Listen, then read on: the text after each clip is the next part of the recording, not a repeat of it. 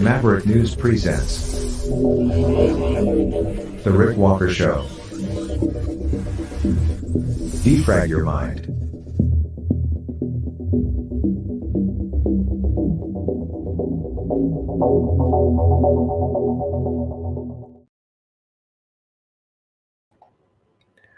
Okay, take two. We are back. We had a glitch there at 6 p.m., so we came on later. I think we got it all fixed. I don't think Wimkin caught, so I don't think we're on Wimkin. We lost the Wimkin channel, but that's okay. We will put the replay up there after. If you were following before, you know what's going on. We had a misfire, but it looks like we're up and running on all platforms now, except Wimkin. And if you weren't able to find us on Rumble earlier, well, now we should be up and running. So hopefully everything's okay. Let's start from the beginning, shall we? So much to share tonight. Tim Scott apparently going to make some sort of an announcement, which I didn't know about before, but could be coming any time now. So we'll try to keep an eye open for that. And it looks like he might be endorsing Donald Trump. World Economic Forum closing statements today, talking about climate change, interest rates, wars, and Donald Trump. They don't like him. Not at all. Trudeau, devolution up in Nunavut. We'll tell you what devolution is. Alec Baldwin indicted today. And it was just pointed out to me that it's National Popcorn Day. So he's indicted for that shooting on the set of Rust on National Popcorn Day. Quaker recalling foods, recalling Quaker Oats, class action lawsuit there. There was a death in an Amazon processing facility. Trump with the latest poll results. I don't think it'll surprise you, but it is unprecedented. Another Boeing jet incident, safety issue. Kevin O'Leary, business dude, testifying in front of a small business committee. Rich guy coming out swinging in favor of and in defense of small business. Sports Illustrated laying off a lot of people. We'll explain why that's happening. And the British Navy having just a little bit of trouble docking. All that while the U.S. launches, in conjunction with the U.K., another attack on Houthi positions from ships that they are patrolling the Red Sea with in order to keep those commercial shipping lanes open. So don't go away. I've got all that, plus the pilot chapters of a new anime cartoon series that we might be developing here. the Maverick Nights series. And if we do this, you guys can participate and offer your input and help craft and forge the stories as we develop the characters and the plot lines, so it can be an interactive thing. I'll show you what that's all about and more when we come back right after this.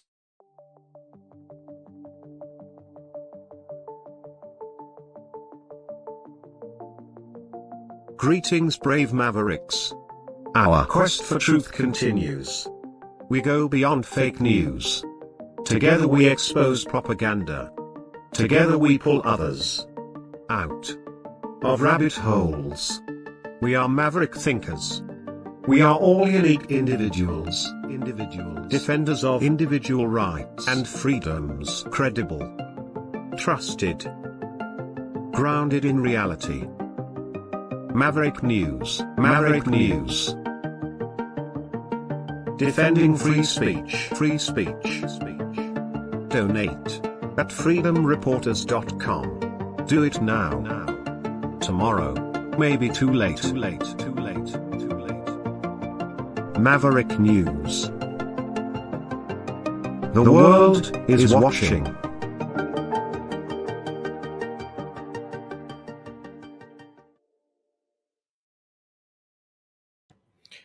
Okay. Where shall we begin? Let's start with the World Economic Forum tonight. They don't like Donald Trump there. It's pretty clear they have all been conspiring against him all through the sessions this week in Davos, where the world's elites gathered to, I guess, come up with a timeline and a roadmap to the new normal. They kept expressing concerns about Donald Trump. Here's the president of the World Economic Forum, not Klaus Schwab. This is the president of the WEF in his and part of his closing statement here. Participants made significant progress on climate action, nature protection, and energy transition. The First Movers Coalition has grown to almost 100 companies, providing the world's largest demand signal for breakthrough climate technologies in high-emission industry sectors such as steel and cement. And the World Economic Forum's Trillion Trees platform, that I know many of you are very committed to, announced over 100 companies pledging to conserve, restore, and grow 12 billion trees. The forum launched a network to mobilize clean energy investment for the Global South to help unlock an estimated $3 trillion needed for the energy transition.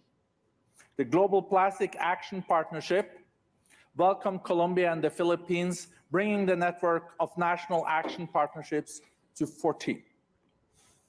Technology, and particularly AI, was top of mind, and participants proposed balancing innovation and protection to ensure responsible development.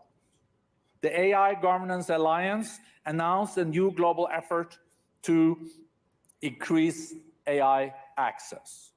The Center for the Fourth Industrial Revolution that we have created expanded with new centers in Germany, Vietnam, and Qatar, and intends, amongst others, to launch also now a center in Ukraine, in Kiev.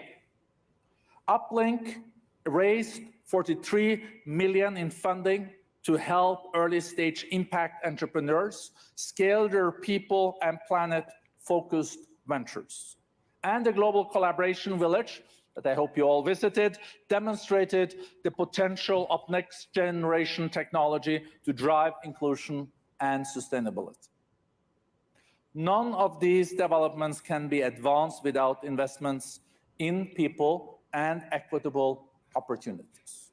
The Reskilling Revolution Initiative announced that it has reached more than 680 million people with opportunities for improving education skills and job opportunities.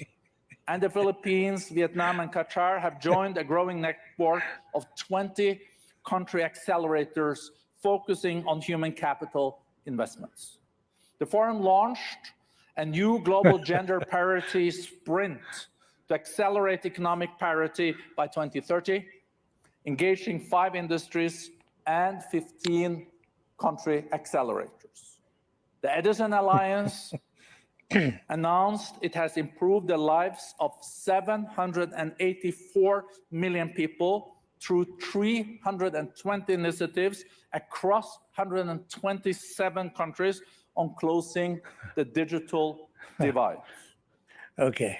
La la la la la. You know, it just came to mind. It's like, forgive me. I'm just like, this guy's a fascist with a heart. That's what they are. They're woke Nazis.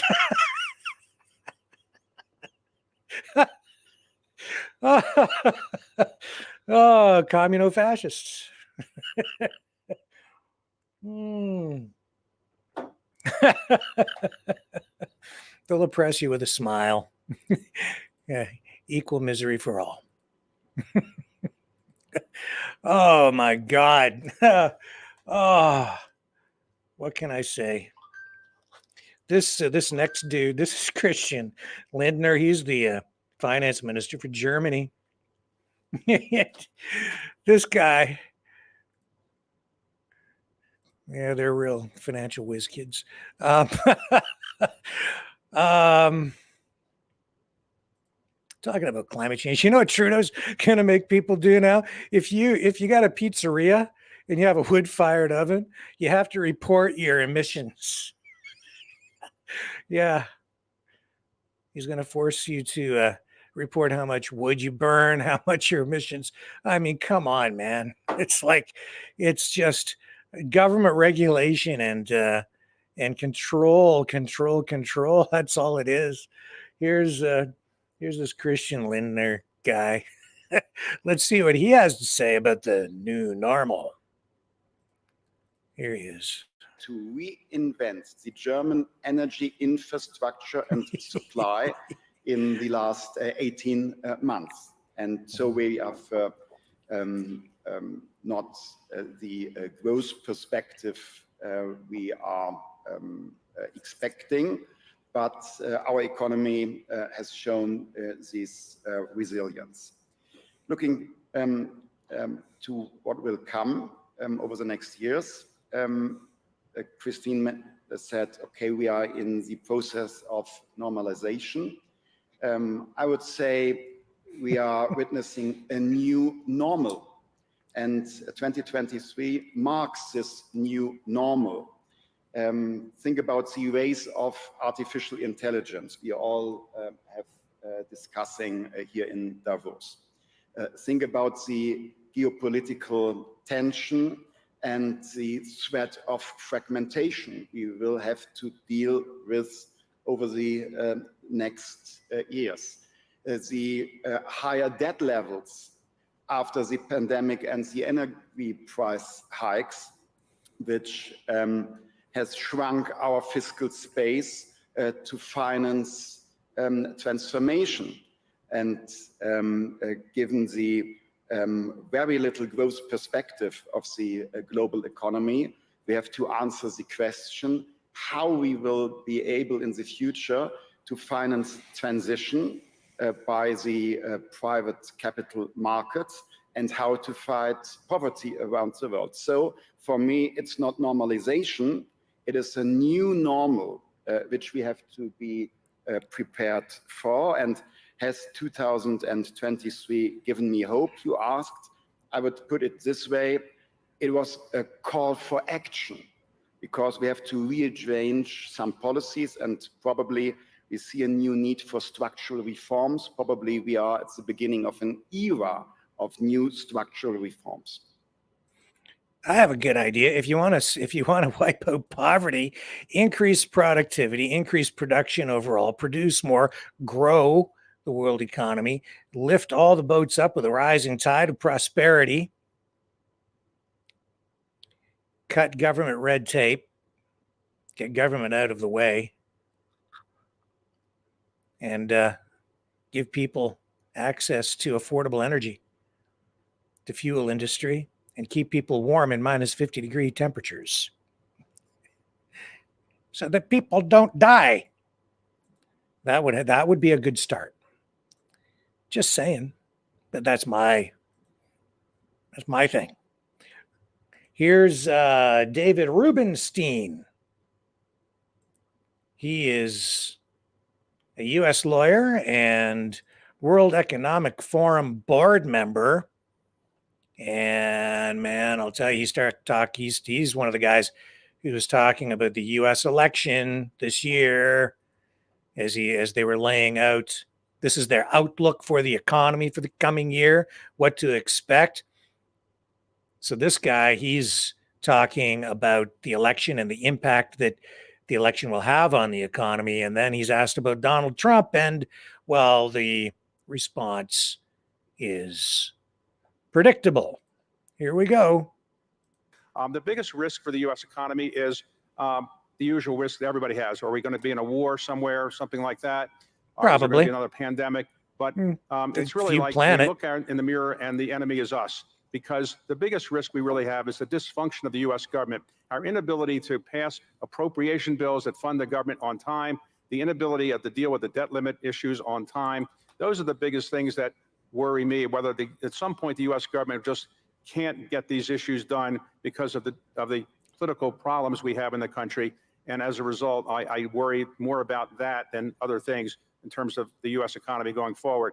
We will have a presidential election year, and almost everything every candidate will say will probably not be true about what will happen in the future, because they probably won't be able to get done what they say they're going to get done, but it'll be interesting to watch.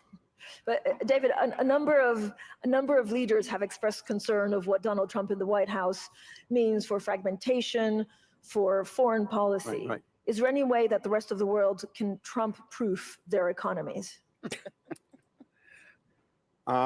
If somebody has a way to do that, I think they should patent it and probably sell it to somebody else. But it's be very difficult to do. Clearly, the biggest political change that occurred in the United States last year also was unpredictable, or unpredicted, I should say.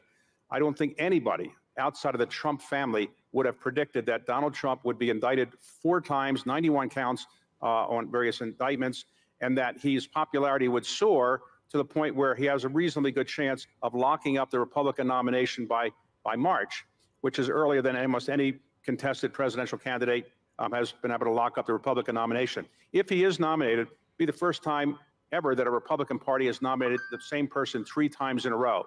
He clearly has a following that many of the analysts missed, and I don't think any of the court cases are likely to change his momentum. So I think people should recognize that he's a serious political force and should not discount the fact that he could well be elected again, despite the fact that many people in Europe, where we are now, are not really his biggest fans. And so I wouldn't rule out his possibly getting elected again. Joe Biden shouldn't be discounted. Obviously, we have 2 older candidates. People have suggested to me that I should run for president, but I say I'm only 74 and you need to be older to run. So, but I do think, to be very serious, it'll be a relatively close election. And the final comment is, in our country, in the last 2 presidential elections, 45 states out of the 50 voted exactly the same way in each of those 2 elections. Only 5 states voted differently. Those 5 states are Arizona, Georgia, Minnesota, Michigan, Pennsylvania, and Wisconsin. Those 5 states are the only ones that voted differently in those 2 elections. Right now, Donald Trump is ahead in all 5 of those states. He lost all 5 of those states last time. Hillary Clinton lost those 5 states as well. Biden won them last time.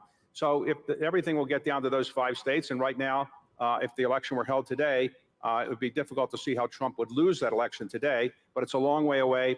And the most important thing you can say about presidential elections in our country is things change all the time, and we won't know for sure probably until about a month before the election where it's really going to go. Yeah, he's right. Like, I think even at this point, there are a lot of political pundits. I don't even think the Democrats, I don't think even the Biden administration, I don't think they understand what's going on with Trump. They don't understand why he's still popular. They don't understand the movement. They don't understand any of it. They really, I don't think they do. They're all so caught up in their own bubble, in their own little world, that they can't even begin to see or understand why people are so passionate about Donald Trump. It's actually pretty complicated. It's populism on steroids. It absolutely is. You want to talk about popularity? Look at this poll from today. Check this out. There he is with what, 72% support within the party. People polled to see who they would support if they were to vote today. Republicans. Nikki Haley pulling up second and not with 9%, tied with Ron DeSantis. And Asa Hutchinson, 0. 0%. Another candidate came in at 5, and 5% said they don't know. So you have at most 10% sort of undecided. Even if the full 10% went to either Haley or DeSantis, they couldn't catch Trump. Impossible. So barring some major catastrophe, Trump's the guy. Okay? And they don't understand why. It's a combination of things. It's backlash. Again, it's people wanting to give the big middle finger to not just Joe Biden, but all these elites sitting there in Davos this week, flying in on their private jets, burning up all that carbon fuel. Well, they tell you, make sure you report how much wood you burned in your wood-fired stove cooking that pizza. And you must buy an electric car. Were they tooling around in Davos in electric cars? Doubt it. And yet they sit there and still make these plans to dictate to the rest of us because they're fascists, economic fascists with hearts, because they truly, truly care.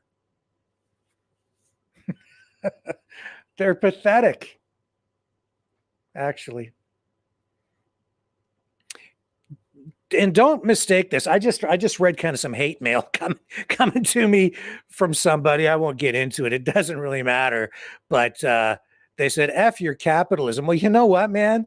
Like, if you think that these guys are about free markets and capitalism, like they are about capitalism, but capitalism in a fascistic economic system, heavily socialist, centrally planned. This is not the free market. Don't mistake these people for free market capitalists. They are not.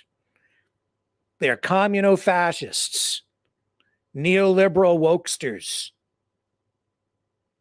They do not advocate for free market capitalism. They advocate for government-controlled, centrally planned economies where capital is funneled back up to the top to them, leaving small mom and pop operations high and dry. Today, Kevin O'Leary posted this. He testified before a committee looking into the health of small business in America. And, you know, Kevin O'Leary, he's the business guy, Canadian, ran for the leadership of the Conservative Party of Canada, but really spends, I think, the bulk of his time in the United States these days. He plays the markets. He invests in a lot of companies. He's very wealthy, a celebrity, Dragon's Den in Canada. I think he's on Shark Tank as well. He's a smart guy. We've talked about him here on the show in a variety of ways, including his visit to that health clinic in Dubai, where they injected him with stem cells. Anyway, that's another story. But here he is sticking up for the little guy, which may surprise you because I think Kevin O'Leary is, he's more of a free market capitalist than these communofascistic neoliberal wokesters in Davos. Anyway, here he is talking about the importance of small business. It's an honor to have Kevin O'Leary, aka Mr. Wonderful, appear before the Small Business Committee today. Chairman Williams, Ranking Member Velasquez, and members of the committee, thank you for giving me time to testify about the state of small business in America. I'm the chairman of O-Shares, an ETF indexing firm, and chairman of O'Leary Ventures Management, a private equity and venture investment firm. As an investor, I support entrepreneurs at every stage of their journeys. I have dozens of family-run businesses in our investment portfolios. My definition of a small business is a private firm, often family-owned, that employs between 5 and 500 people. These are hardworking men and women that basically account for 60% of job creation in America. There is no denying they are the backbone of the economy. For decades, the U.S. economy has enjoyed historically low interest rates. Access to capital at low cost is always the key for funding receivables, capital expenditures, and making payroll. For small businesses in America, the majority of these services were provided by the network of over 4,000 regional banks. Almost a year ago, the network began to falter. Silicon Valley Bank and Signature Bank failed, and First Republic Bank was bailed out by taxpayers and then sold off to JP Morgan. This occurred while the Federal Reserve was raising rates at an unprecedented pace from almost zero to the current 5.5% terminal rate. Regional banks immediately faced heightened scrutiny of their balance sheets and liquidity ratios, and now bank policies are under review by their regulators. The predictable reaction was for the banks to tighten their loan books. This was immediately felt by hundreds of thousands of small business owners in every sector and geography in America. Not only did their rates increase, but regional bank liquidity dried up too. In many cases now, they have to make use of the private shadow banking network at rates of 16 to 22%. At the same time, federal programs like the PPP had ended and the employee retention credit payments were suspended by the IRS in Q4 of 2023. To date, they have not resumed, and the whole ERC program is currently scheduled to end on April 15, 2025, or even sooner. Unfortunately, the majority of small business owners have no idea if they qualify for any of the programs inside of the Inflation Reduction Act, the CHIPS Act, and Science Act, obviously, and Infrastructure Act. Small businesses do not have the resources to retain lobbyists, legal, and financial advisors that interpret the acts and manage the application process. If small businesses in America are responsible for 60% of domestic jobs, why aren't these acts written to spend 60 cents of every dollar on them, especially when their traditional sources of funding and government support programs have ended or been suspended? Instead, it looks to the market like the IRA, CHIPS, and Infrastructure Acts were written specifically for the S&P 500 companies that have no trouble accessing capital, yet only create 40% of jobs in America, many of these in foreign subsidiaries. I would like to suggest some recommendations to the committee. Number one, create a payroll protection program to protect non-interest-bearing payroll accounts in regional and community banks during the inevitable consolidations of over 4,000 regionals down to a market-stable number. I first heard this idea from Senator Hagerty, and I think it would be helpful. Number two, work with the numerous agencies that are implementing both the IRA, CHIPS, and Infrastructure Acts to ensure small businesses receive their fair share of these programs. Form a bipartisan council that advocates for small business in America that is always at the table when new policy is being considered. This would ensure that new government programs and laws are actually supporting small businesses and job creation in America. Thank you very much. Right on. In other words, to simplify that, Biden has his Inflation Reduction Act and he has the CHIPS and Science Act. He says those are meant to revitalize the economy, but the way they are written, it's complicated and it's written in a complicated way on purpose to tie everything up in red tape when you are a small business, you can't get through that. It's very, very difficult. So you can't access the funds. You can't access the capital, which is about capitalism, right? You need capital in order to invest, in order to make things happen. You have to have cash flow. You need access to capital. And in this case, when I say capital, I mean cash, money, in order to turn that into physical capital, which is machinery or production facility, whatever, to invest in your business. But if you're a small business, you can't get through all that government red tape because they've written the stuff so complicated. It's called a barrier to entry into an industry. Big corporations love that because they have big time lawyers and accountants who can sit and decipher what these documents are, what these rules are, and then they can make sure that these big companies that they work for take advantage of the funding that is available. Well, small businesses can't. It's very difficult for them to deal with it, if not impossible. And that is by design, to shut out the little guy and give all the capital to the big guys again, because these communo-fascistic, neoliberal wokesters, they're all about globalism. They're all about corporate fascism, corporatocracy. Focus on the big companies. And yeah, you do need those big companies to create,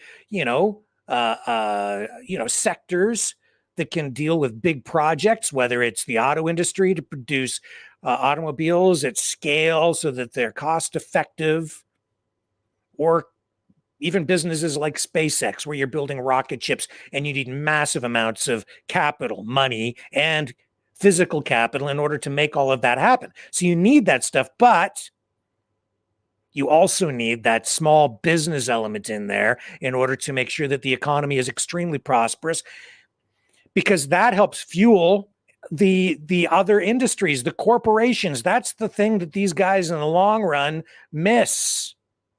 Small business makes up 60% of, all the job creation in the United States and Canada, or at least it has traditionally. And they're casting Biden, just kind of like pushing it to the side because he's in step with these guys in Davos. Trudeau, same thing. It's all about big companies, big companies, big companies. It's a mindset as well, and there has to be a place for small business, small and medium-sized businesses. Some of these small businesses aren't even that small. They're actually quite sizable. They have a lot of employees, but you have to get the government to create a welcoming business environment that encourages investment, that encourages small business growth. During the pandemic, they just shut everybody down, kept the big stores open, the big companies open. You could go to the liquor store or to the weed store or to Costco or Walmart, but you couldn't go to Susie's shoe store in the strip mall down the street, or even the variety store on the corner. Anyway, I digress. That's Kevin O'Leary. I liked what he had to say there. I thought that was exceptional. Now, do I trust him entirely? Well, he's a politician and a businessman, so he's got 2 strikes against him as far as some people are concerned. I like the guy. I do. I'm kind of weirded out by his stem cell injection there, and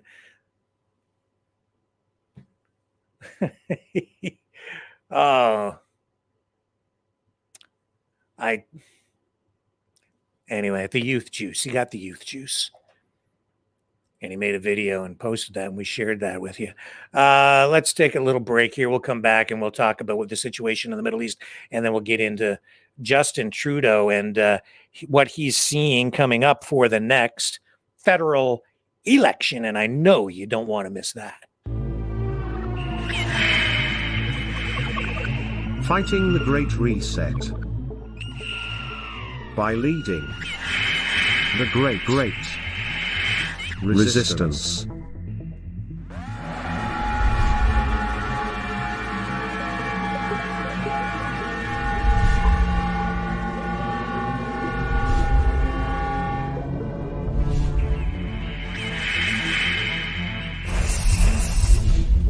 Maverick News. The antivirus programs for your mind.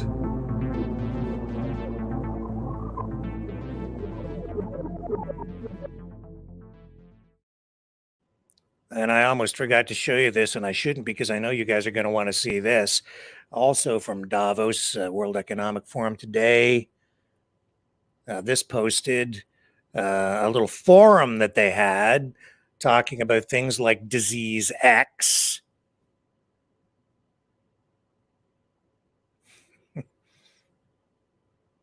Which we're being told tonight in media reports that disease X is not a real thing. It's just a theoretical thing. It's just a way for them to discuss the next pandemic should it come along.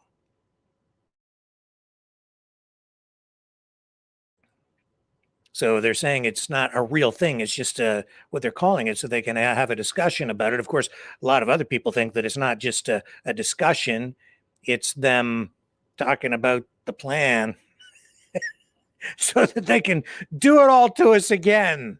So whatever your view is on it, you can marry that with what I'm about to show you, which is these guys sitting around yakking about, bio digital tracking of people so that they can figure out whether you've been vaxxed or not, or what the status of your health is, so that for why, so they can decide whether you get into a restaurant or whether you can go to school or get a job. Telling you, this right here, this is the stuff that scares the crap out of me. This is the stuff that I get my back up about, because this is, I think, the most dangerous stuff of all, because it ties right back into what I got the most upset about during the pandemic, which was the lockdowns, the forced this and the forced that, the erosion of our rights, the stripping of our rights, the end run around the Constitution, the Charter of Rights and Freedoms, the Bill of Rights, everything, all your rights out the window. And here they are, these world elites, sitting around talking about doing it to us again, but more efficiently now. Why? Because in order to open an account, you need to have an ID. Right.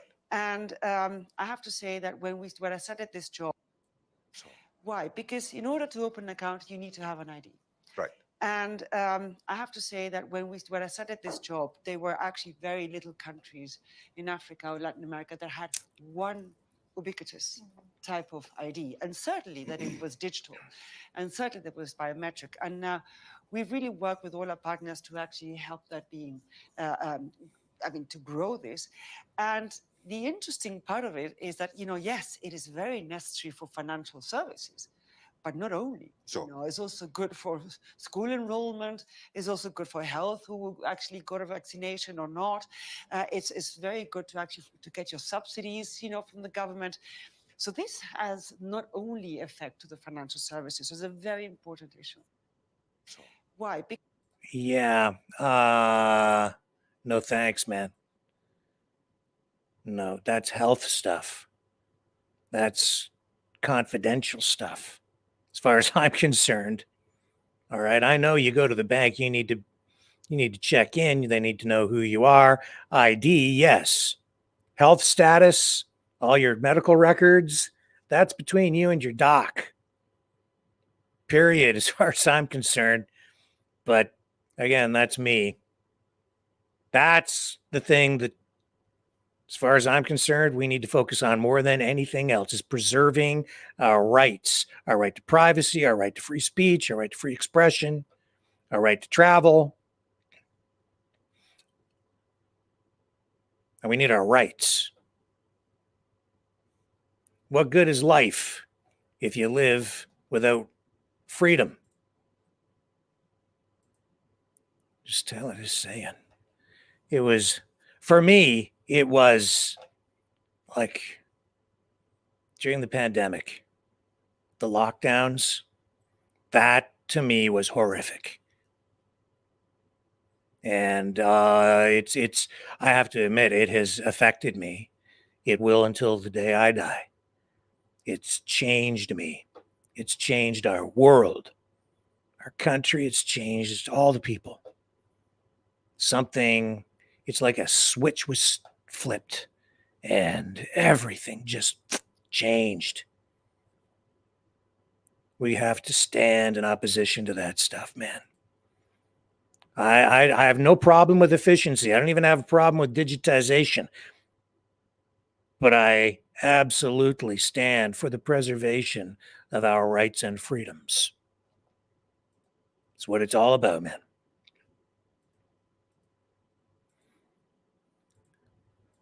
So Biden met with Netanyahu today. Oh, but wait a minute. Let me backtrack here just a little bit. This clip up tonight, I don't know a lot about this or the context for it, but this is a clip where Donald Trump says he avoided a nuclear holocaust when he was president and saved millions of lives during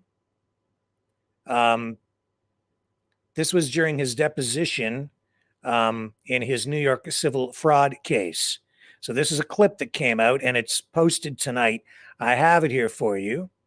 He says, I was very busy. I considered this the most important job in the world, saving millions of lives. He goes on and says, I think you would have had a nuclear holocaust if I didn't deal with North Korea. I think you would have had a nuclear war if I weren't elected. And I think you might have a nuclear war now, if you want to know the truth. So let's bring up the Donald and listen to what he has to say in that regard. This is, in a way, unsettling, kind of scary, not that surprising, really. And the thing about Trump, the way he talks, to me, it's like, how much weight should we give this? Is this just him exaggerating? But I don't think he really thought, he probably didn't think this was going to get that much play. But here it is tonight. Here's Donald Trump in this clip that I think is going to go viral. For the company. In a way, yeah. Yeah, I think you could say it. It's another way of saying it. I was very busy. I considered this the most important job in the world, saving millions of lives. I think you would have had nuclear holocaust if I didn't deal with North Korea. I think you would have had a nuclear war if I weren't elected. And I think you might have a nuclear war now, if you want to know the truth. I'm not going to use my 7 hours on nuclear war, but no, I know that. No. Can I ask, though, it sounds like maybe a few things might bubble up. You said you were very rarely involved. Were there things that sort of came to your attention during your presidency that you recall? I can virtually not think of anything. I would say that the thing that I was most involved is telling them just don't do deals. We don't need deals. We have a lot of property. They're great properties. Run them. And, you know, we have great properties. We have the Mona Lisas of properties. We have properties that make money, but you can sell them for many, many times because of the quality of the property, like a Turnberry in Scotland. I could sell that. That's like selling a painting. A painting on a wall that sells for $250 million and doesn't make income. It just sits on a wall, but it sells for numbers. I have some of the greatest pieces of property in the world, and they sell as Mar-a-Lago, some of the things I own in Europe, some of the things I own in New York, even like a Trump Tower is 57th and 5th. It's the best location. 40 Wall Street is the best location, great building. I have great assets.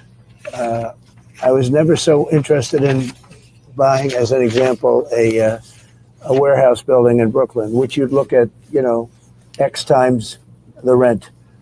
I have assets that which if I ever sold them, I don't want to sell any of them, but if I ever sold them, if I ever put some of these things up for sale, I'd get numbers that were staggering. Mar-a-Lago would be a case. I think Turnberry would be a case in Scotland.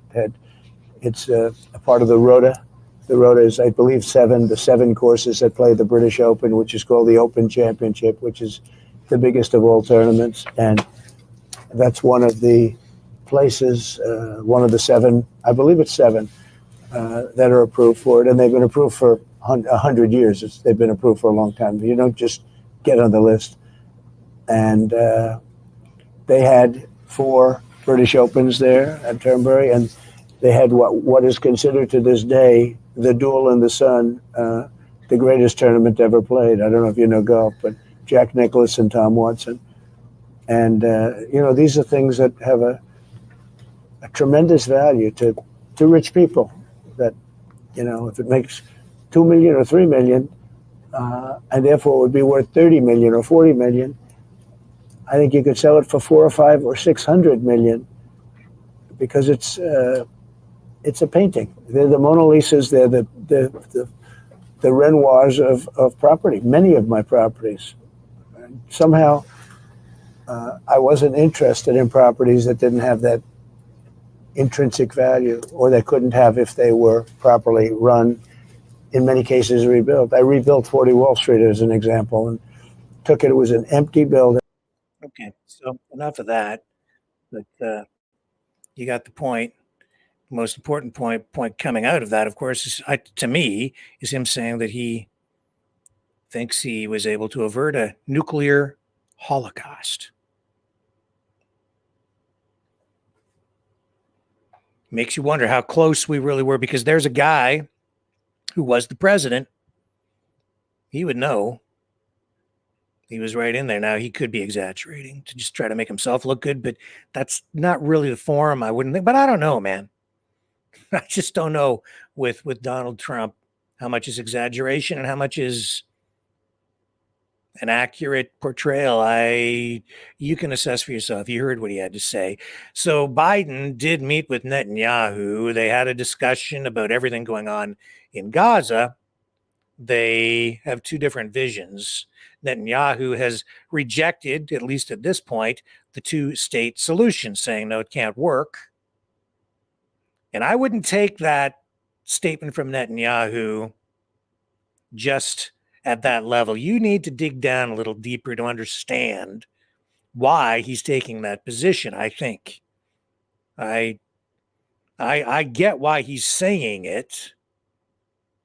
It's because the two sides in the conflict are so entrenched and polarized, and there's such a history with the Palestinians rejecting the two-state solution that I think the Israelis, Netanyahu, and those aligned with him, the hawks, are fed up. They're frustrated. They don't want to deal with it anymore. They just want to be able to control it all so that they neutralize the threat.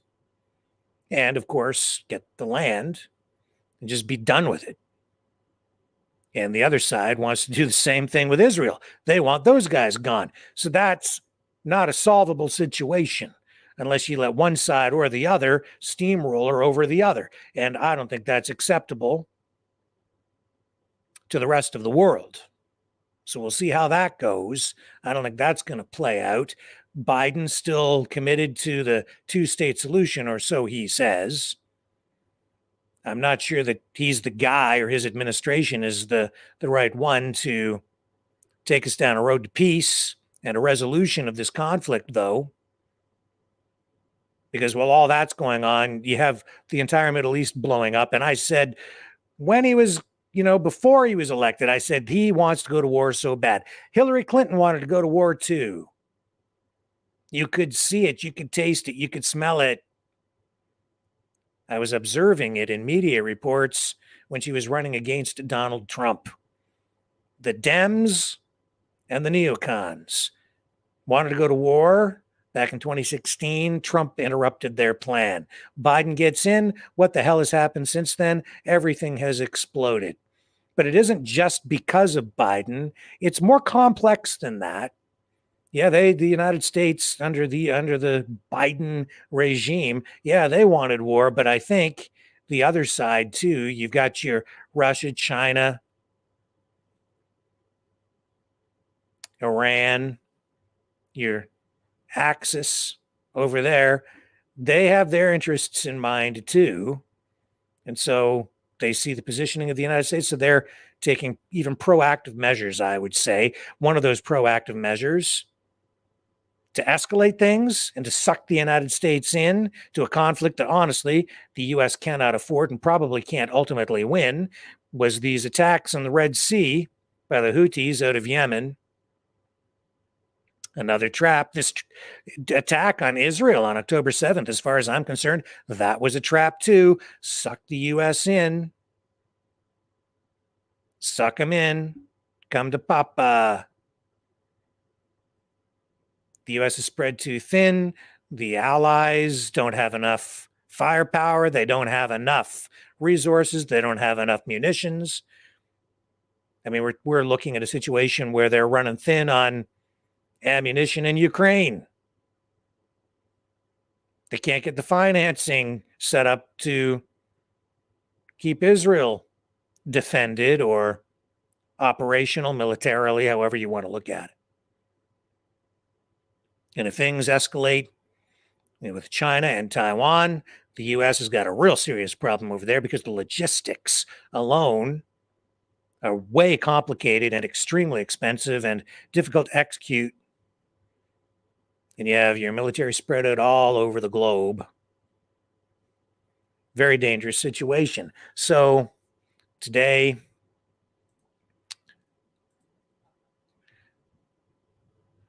people are wondering where everything is at. They are scaling back some of these operations in Gaza. It looks like it's because the United States has put pressure on Israel to pull back, to scale it back, because they know they're losing the information war, the PR war. So it is having an effect. It's not the tail wagging the dog anymore entirely. You hear these pundits saying that Netanyahu has more influence in Washington than Biden does. That's because Biden has no influence. He's not running anything. But I'm not sure that Netanyahu truly has more influence over the governmental operations in the United States than the people who are truly pulling the strings in the U.S. And don't think for 1 minute that Netanyahu is the guy dictating to the United States. They have influence, to be sure, because strategically, it's important to have Israel there for the United States, for the West, for NATO countries, for all the liberal democracies that are trying to spread their ideology around the world and secure that Middle East oil as a stable energy source and the flotation device, life preserver for the US dollar as the world reserve currency. So it's extremely important to keep Israel there for the United States, just for geopolitical and economic reasons. No question about that.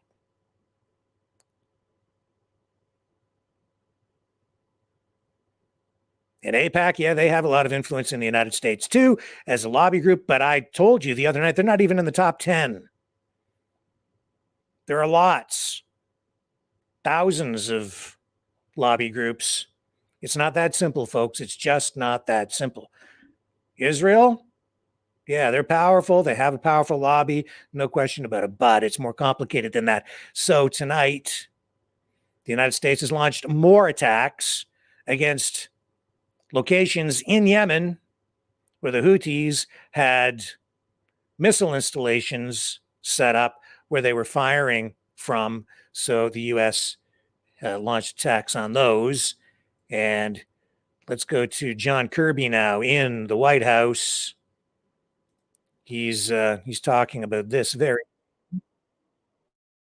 post-conflict Gaza and what governance there needs to look like, and the importance of an independent Palestinian state for long-term security, not just for the Palestinian people, but for the Israeli people as well. Currently, of course, we're rightly focused, as I said in the opening statement, on making sure Israel has what it continues to have what it needs to defend itself. Thanks, Harry. Thanks, John. So you continue to reiterate the administration's policy that you support a two-state solution. Senator Elizabeth Warren says that if Netanyahu opposes that, then we need to question why we are supporting the Netanyahu government. So why is the U.S. supporting a government that opposes U.S. policy? I'm not sure what the context means of supporting the government, but let's just take it. I'm going to assume it's meant in the context of this war they're fighting. It is certainly supporting we're certainly supporting the Israeli governments to defend themselves, but it's really bigger than that. It's about supporting the Israeli people's right to exist, right to be a nation. I mean, again, you don't have to look any further than the 2017 manifesto of Hamas to see what their ultimate plans are. They want to wipe the country off the face of the map. So we're defending Israel's right to defend itself. The Israeli people get to decide who represents them, who their elected officials are. We don't decide that. And we will always work with whoever the Israeli people decide to put into power and government. We'll always work with them, regardless of the differences, maybe on political issues. They chose this government. This is the government that is in charge of conducting warfare against Hamas. We're going to make sure that they have what they need, in addition to making sure, as I said in the opening statement, that we're doing everything we can to alleviate the humanitarian suffering in Gaza. Warren's not alone in expressing these concerns. Is the president worried that, given what Netanyahu has said about opposing a Palestinian state, it could complicate the efforts to pass the supplemental? The president's under two things, and under no illusions of how elusive a two-state solution has been, and how much hard work there's going to be ahead for all of us to try to get there. On the supplemental, again, I don't want to negotiate here in public. We believe that we're making progress here in terms of working in a bipartisan way with senators, and we'll see where this goes. But the president comes away from the meeting with congressional leaders the other day. Largely, that was meeting about Ukraine and bipartisan support on Ukraine, but that they understand the urgency of supporting Israel as well. Thanks. Thanks, John. You've said that, or you said yesterday, that the U.S. is taking away capabilities from the Houthis with each and every one of these strikes and making it harder for them to continue to propagate these attacks. Can you quantify that progress, describe that? I would leave it to the Pentagon to go through their battle damage assessment. After every strike, they'll do an assessment on how successful it was. They believe that they have had good effects on degrading some of these Houthi capabilities. But clearly, and the president alluded to this yesterday, they still have some offensive capability, and we're going to keep taking the actions we believe we need to take to defend ourselves. But I couldn't give you a percentage. That's really a better question for U.S. Central Command or for DOD to speak to. And you also said yesterday the U.S. has additional options available to take on the Houthis. What is the administration waiting for to use those other options? Is there some red line or something that would happen? I don't think it'd be fair to say we're waiting on anything. I mean, we've been taking shots as needed, including this morning. While 3 anti-ship cruise missiles were sitting on the rails ready to go, and we knocked them out before they had a chance to launch them.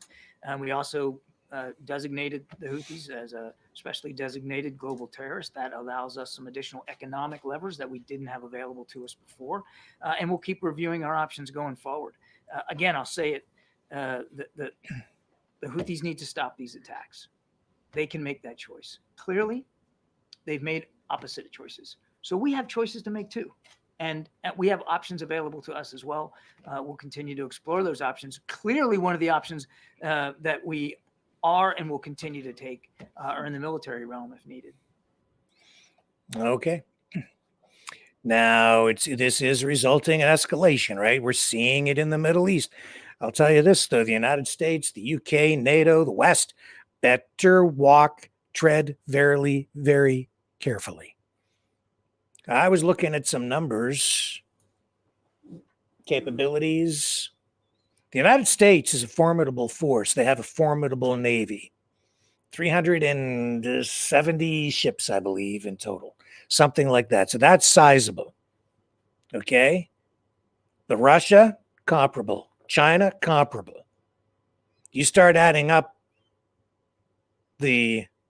just look at what these other countries have just in terms of sheer numbers, just the navies alone. And the United States gets, with its allies, I think they get into some serious trouble pretty quickly if you get into an actual third world war, kinetic war. When you start looking at these numbers, especially because the United States is so spread out already. The UK, Britain, the once mighty British Navy, not that mighty anymore, about 70 ships. That's about it. And then today we're seeing this. You have the HMS Chiddingfold and the HMS Bangor. Yeah, they Bangored all right. They banged it together. They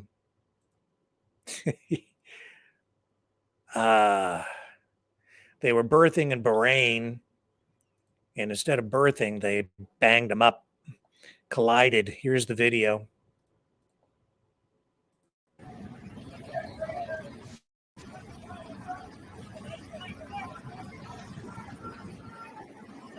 Hey, hey, what the hell? Jesus, are you serious?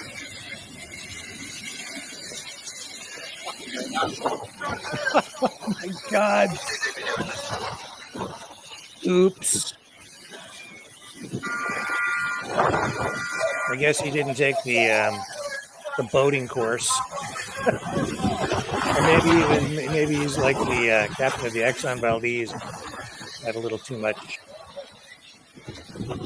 cheer for getting behind the wheel. I don't know, man. Oh, I don't know. It really happened. That's what you call military precision. Oh my God. Oh, pray that we don't go to war. Fighting the Great Reset. By leading the Great Resistance.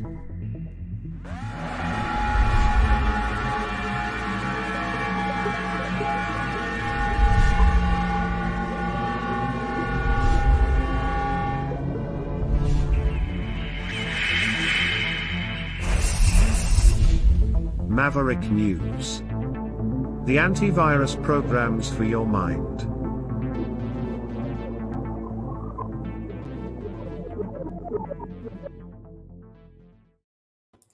Okay, so special treat for you. I have 3 videos ready to roll for you. I'll roll them at different times through the rest of this broadcast. These are pilots for a series that I think we will produce here, probably going to call it the Maverick Knights or the Maverick Man series. I'm not sure yet.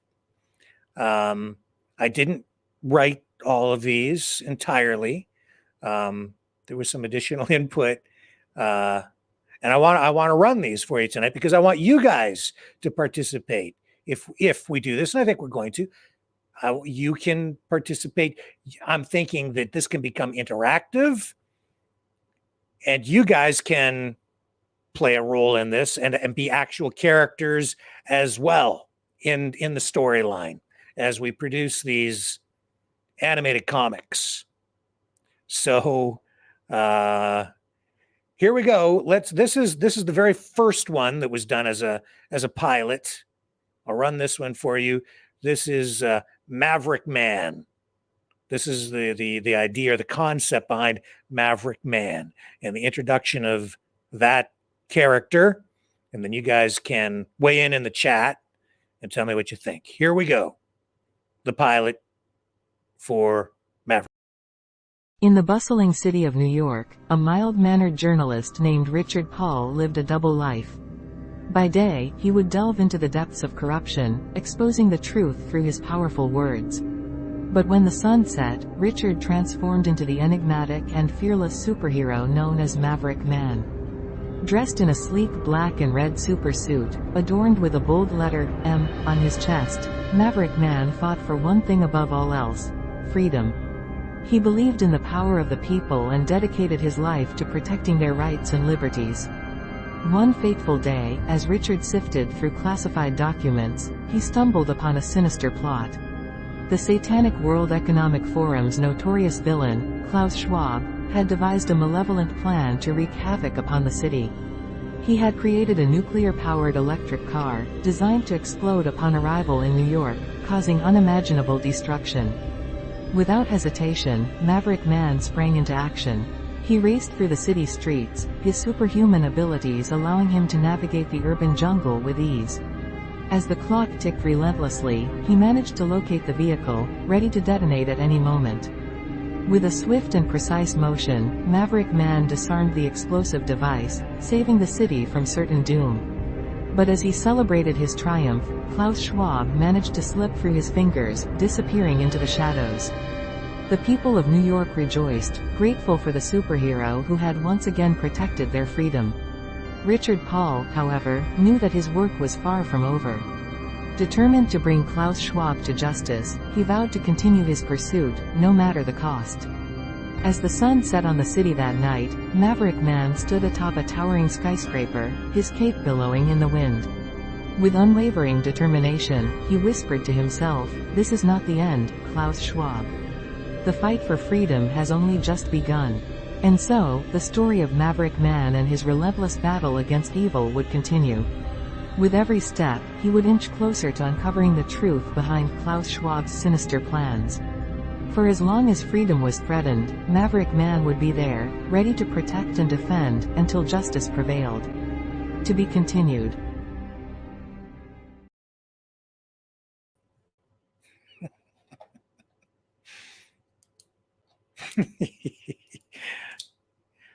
Two more of those coming up during the broadcast. I'm just looking in the comments here.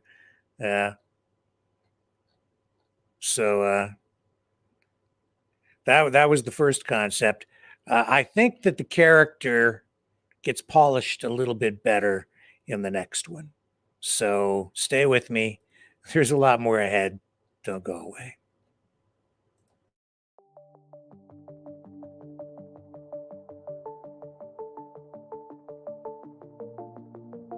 Greetings, brave Mavericks.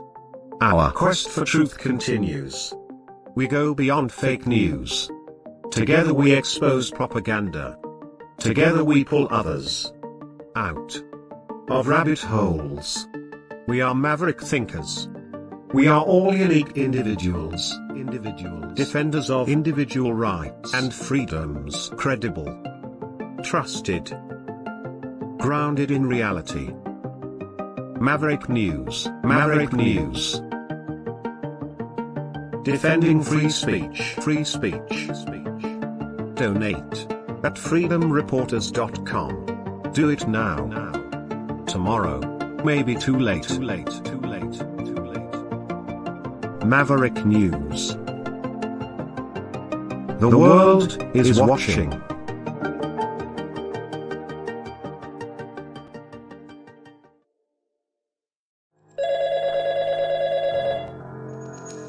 Feel the vibrations.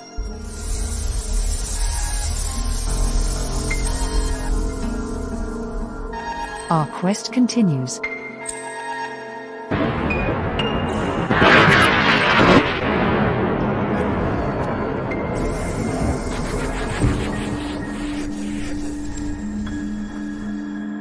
The truth is out there.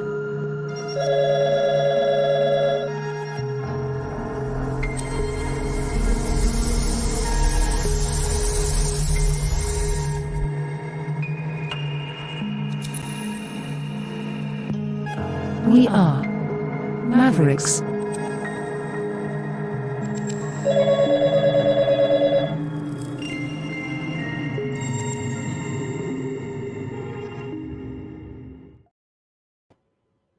Hello? You will need to deposit another 10 cents to continue your call. ET phone home. And what is that in the sky? Is it a bird? Is it a UFO? No, it's just a plane. On fire. Just, yeah. Whatever.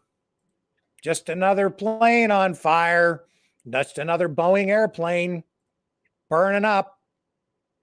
First, we had the that blowout just flying along. Then, the window just blows out. Off, winging off to some sunny destination for a winter getaway. And And now a Boeing 747 cargo plane has made headlines. Last night, it executed an emergency landing after witnesses spotted flames emanating from the aircraft. The Federal Aviation Administration already probing Boeing following that Alaska Airlines incident earlier this month that I just told you about. Out goes the window. According to reports, flight 5Y09 en route to Luis Munoz Marin International Airport in Puerto Rico encountered an engine malfunction shortly after departing from Miami. Thankfully, the crew adeptly followed standard procedures, ensuring a safe return to Miami International Airport. So Atlas Air did issue a statement and affirmed their commitment to safety, noting that a comprehensive inspection would be conducted to pinpoint the cause of the malfunction. Let's take a look at this, shall we? From an observer's perspective, an amateur videographer caught the incident on video. Oh my God, it's on fire. Oh my God. Sorry. Holy crap. It's on fire. Oh my God. Mom. Oops. Holy shit. I hope they're okay. I wonder if they're doing an emergency. Oh my God. No, it's still doing it. It's still doing it. Oh my God, it's on. It's on fire. It's on fire. Yes, it is. So this happened at 10:22 p.m. Eastern time yesterday. The aircraft swiftly went to Miami Airport, back to Miami at 10:30 p.m., according to the FAA, and then a preliminary investigation began. And there are reports that there was a softball-sized hole above the number 2 engine on the Atlas airplane. So who knows what happened? Maybe a bird strike? I don't know. But that's pretty scary stuff, man. As the news unfolded, a resident of Miami captured that whole thing, as you saw, on video. And the reaction, understandable. In fact, I'm surprised it wasn't more dramatic. Instead of like, oh my God, it probably went, holy F. Footage shows the plane streaking across the night sky, as you saw, and it's gone viral. So you saw it here.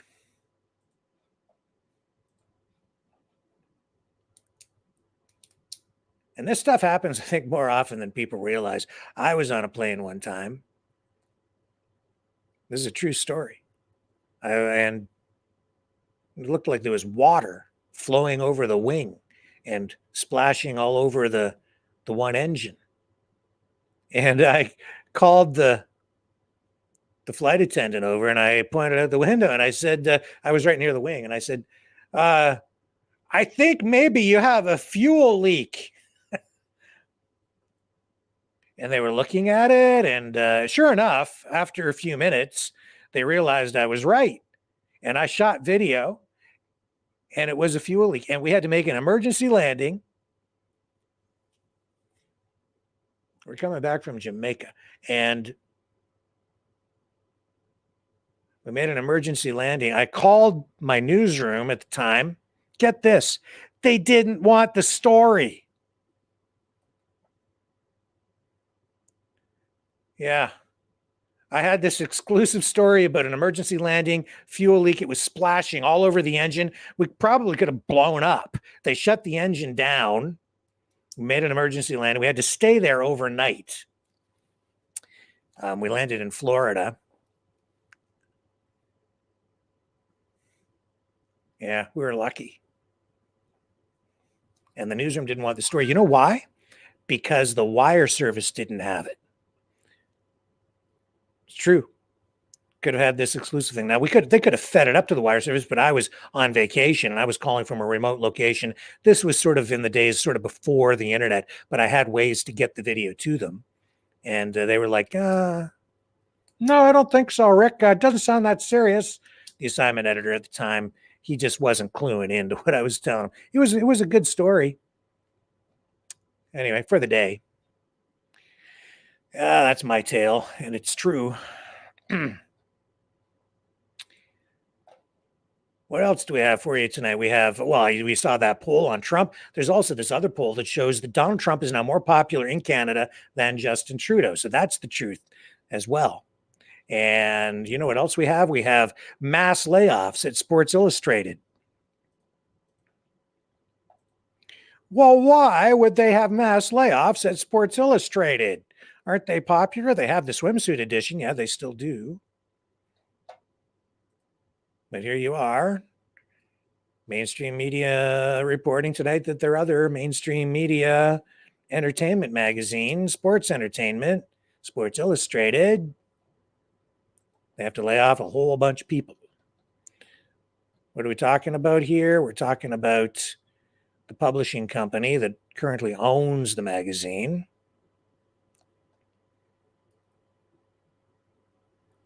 Laying off at least 100 people.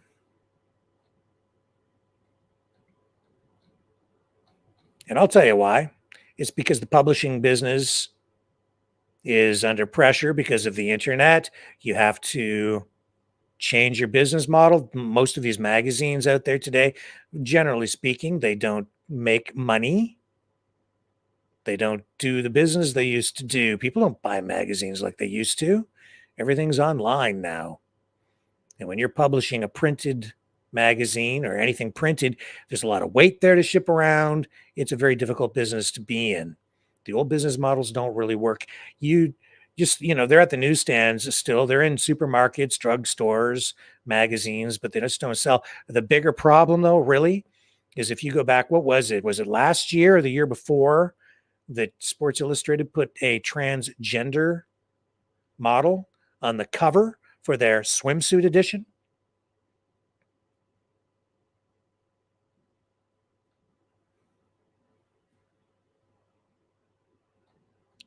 That rubbed a lot of people the wrong way, just like Bud Light, and I think it's hurt their brand. Sports Illustrated did draw headlines last fall after the tech news outlet Futurism reported that it appeared SI had published AI-generated stories, photos, and authors. Yeah. Faking it and not making it. With transgender models doesn't fit the brand. You're being politically correct. Now, see, the thing is, that's really what it's about. It's like it doesn't fit the brand. You could have transgender models, but you should create another magazine for that, in my humble opinion. Because the Sports Illustrated swimsuit edition, that was all about heterosexuality, man. That was like Playboy without the nudity. Basically is what it was. And it was one edition a year. The rest of the year was baseball, soccer, hockey. And then one issue of swimsuits. And then you screwed it up for all the red-blooded American males out there who still like to look at beautiful women in bikinis.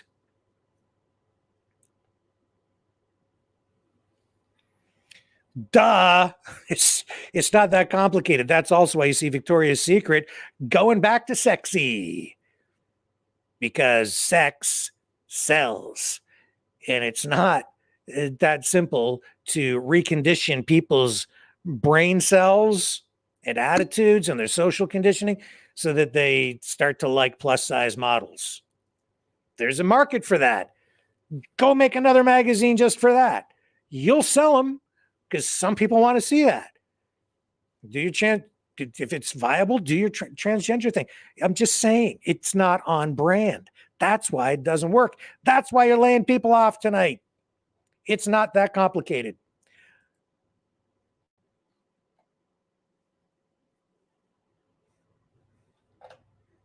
Even here, look at this. This is another story.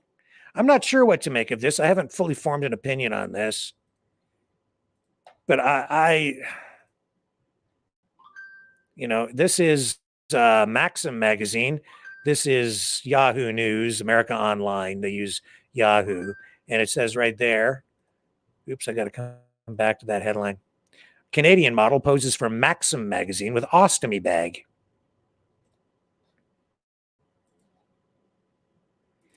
Okay, but like,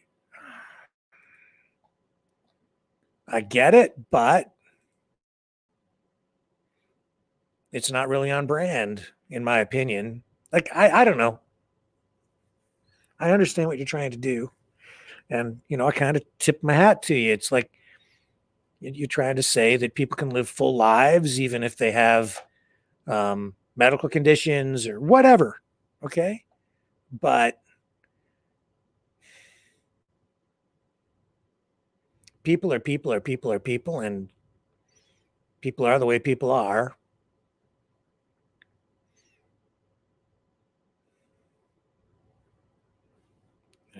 Get ready to lay people off at Maxim if they keep on trying to do politically correct things. It's just the reality of things. That's what they went through at Victoria's Secret. I mean, they've got other problems too, because they were kind of tied in with the whole Epstein thing and modeling and sex scandals and sexual harassment and stuff like that too, which has sort of come out. But that the executives over there have figured out that if they want to save the brand, they've got to go back to doing sexy things in the sort of the more cliched ways, in sort of the old Victoria's Secret vein, Playboy vein, with that all-American, very cliched, and because I'm saying cliched, some people might say sexist kind of vein, because that's what sells. It just does. Just being honest, not taking a stand, just being honest. Okay. Japan successfully lands a spacecraft on the moon. The smart lander for an investigating moon called SLIM. It's up there, testing new technologies for pinpoint landings and blah, blah, blah.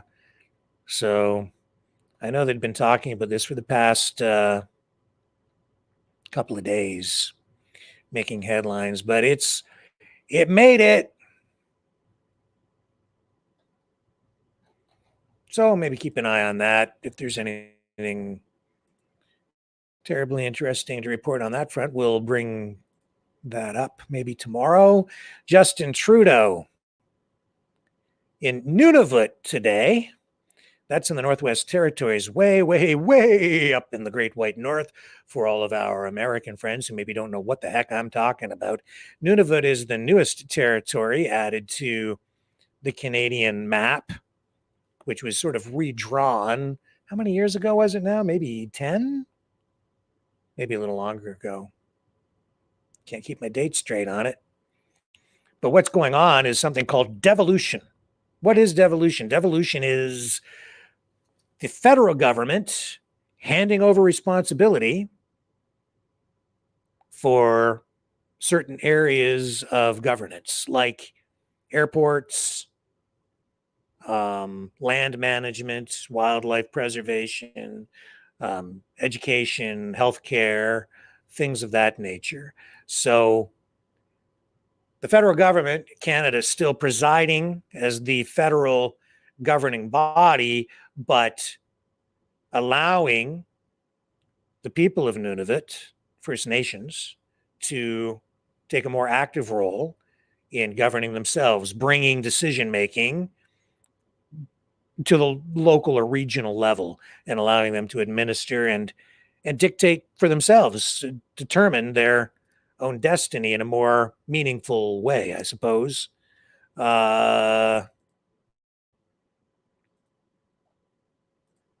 people will view this in a variety of different ways. I'm not sure exactly what to make of it because we don't have really the depth of detail on this agreement that I think I would like to have so that I fully understand it, because I can't fully understand it when I don't have all the information. They're not providing all of it, but more and more it will come out. This has been a process that has been evolving, if you want to use that word, for a number of years now. That's the creation of Nunavut as a territory is, has been a large part of the process here. Interesting. We'll just show you the signing ceremony first, and then I'll show you though where Trudeau's headspace is with regard to this. So here they are today signing the documents.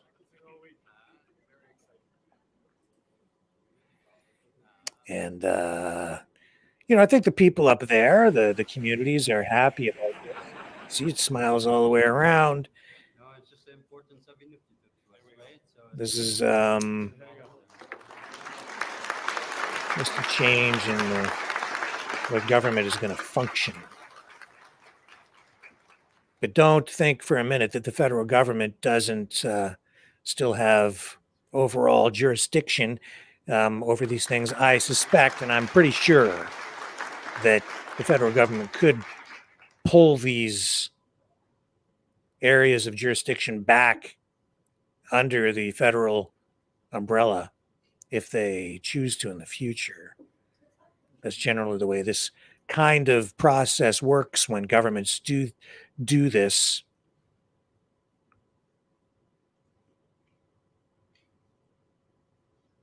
So anyway, that was the signing ceremony today, and that is historic for Canada. Here's Justin Trudeau speaking about what the devolution process has looked like and continues to look like moving forward, and why this was such a significant day for this community and the country, actually. There's for sure going to be a federal election with. Oh, hang on a second. Let me save this. I want to save that one. I want to roll this one instead first. Okay, so this was Trudeau just talking about devolution to explain what it is. Cette mesure a été importante dans le cadre de notre travail de réconciliation. Et grâce au leadership des Inuits, le territoire s'est forgé une identité forte, en plus de bien servir les gens. Inuit have hunted and fished and lived on these lands for generations, some going back well before recorded history. Today begins a new chapter in the history of Nunavut, a transformative chapter. Now, the formal name for this process is devolution, but in many ways, it's more of an evolution in our partnership as the federal government and the territory, and also an evolution in the progress towards self-determination for Inuit living in Nunavut. It makes me think of the Inuit word ayuinata, a word that our Governor General, Mary Simon, has shared many times with all Canadians and indeed with the world. A term that means never give up. It's what led to the formation of this territory. It's what got us to today's agreement. And it's what will make sure that we continue to build a better future for the people of Nunavut. We have worked together as federal and territorial partners to deliver for the people we serve. A year ago, PJ, you came to Ottawa to be part of a meeting on how we could improve healthcare across Canada. And in July, your government and ours were able to sign an agreement in principle that will see the federal government invest hundreds of millions of dollars in Nunavut over the next decade. This will improve access to care, including mental health and addictions care, support healthcare workers, and make sure that Indigenous peoples have equal access to high quality and culturally appropriate health services. We've also worked together to deliver $10 a day childcare ahead of schedule. Mhm. We're working together to improve services. So We're blah, blah, blah, investing blah, in blah, blah, northern blah, blah, housing. blah. Investments through our I don't housing really sector fully trust him. But spur the construction of 3,000 I need to learn more about this to, again, offer a fully formed opinion on this. But it is significant in this regard. It's significant because you're going to see more of this, I think, in the years ahead if we have liberal governments in power. I'm not sure what will happen if conservatives are in there. Difficult to say. Trudeau says that Pierre Poilievre and the conservatives want to take a step backward because, as as you hear him say, it's all about climate change and reconciliation. I don't think those really are the main issues on the minds of Canadians or even First Nations peoples, honestly, as we head into this next election. But this is what Trudeau had to say today with regard to that, just following the signing ceremony. So here's Justin Trudeau talking about the upcoming election now.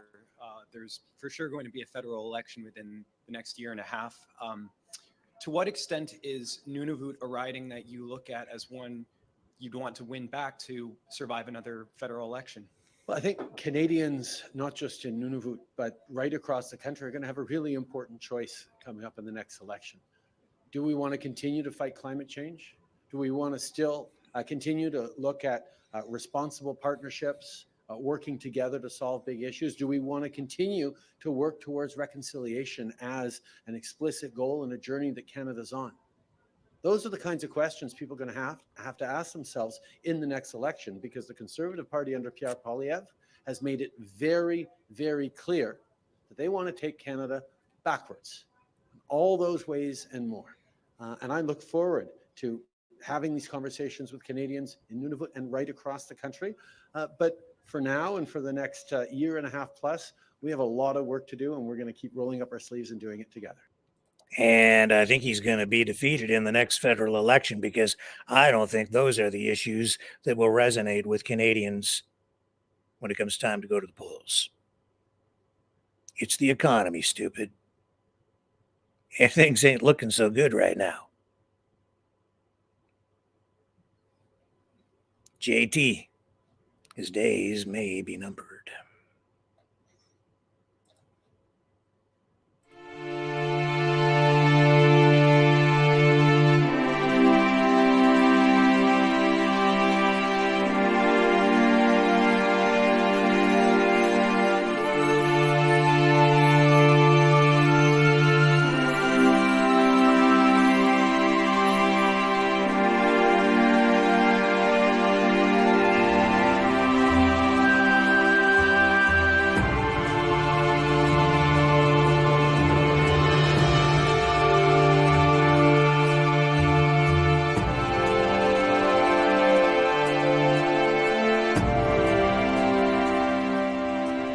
Maverick News. The world is watching.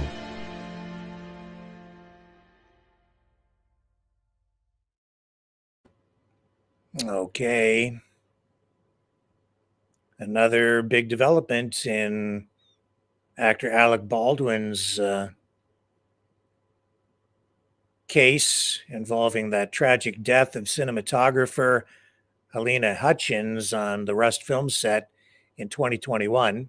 A New Mexico grand jury, after reviewing evidence presented by special prosecutors Carrie Morrissey and Jason Lewis, has decided to indict Baldwin on one count of involuntary manslaughter.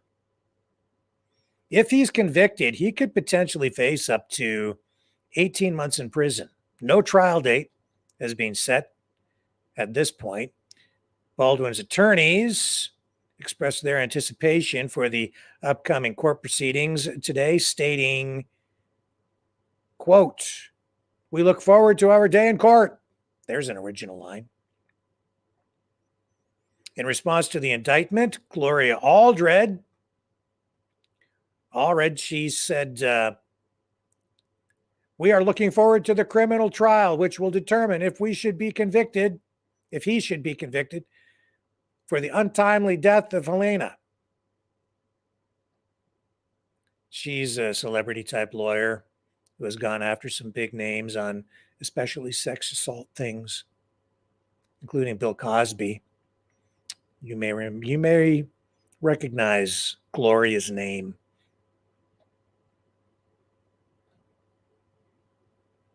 So it was reported back in October that Baldwin and the special prosecutors had discussed a plea deal, but the negotiations were later rescinded before the announcement to bring the case before a grand jury. So a noteworthy point here is that this indictment follows the dismissal of involuntary manslaughter charges against Baldwin by the same New Mexico prosecutors back in April.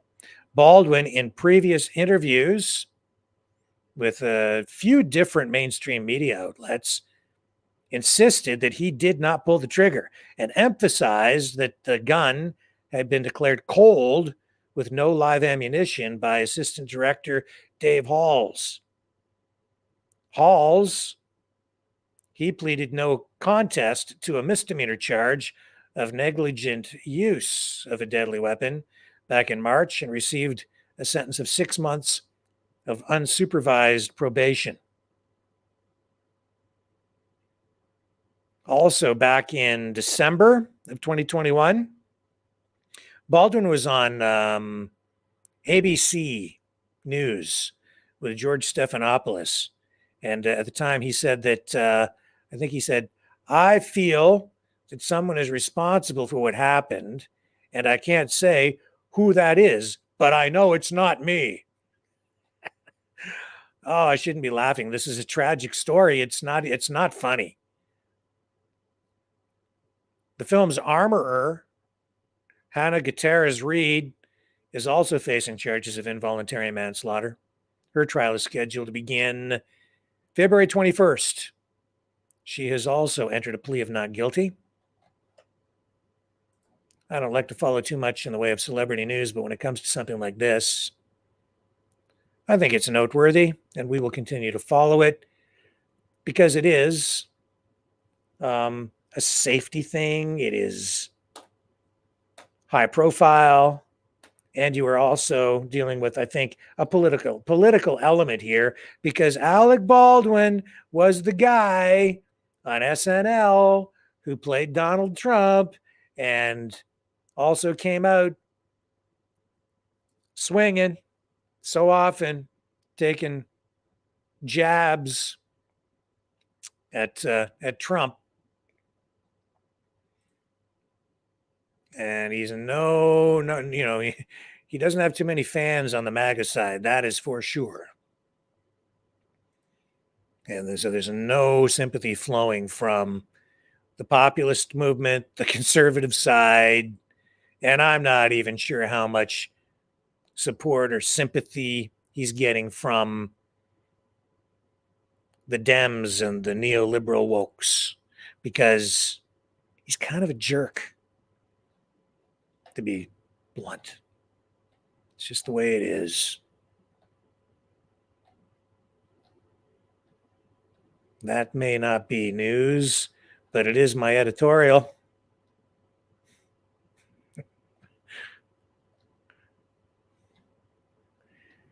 Hang on here a second. We're going to get some other stuff queued up.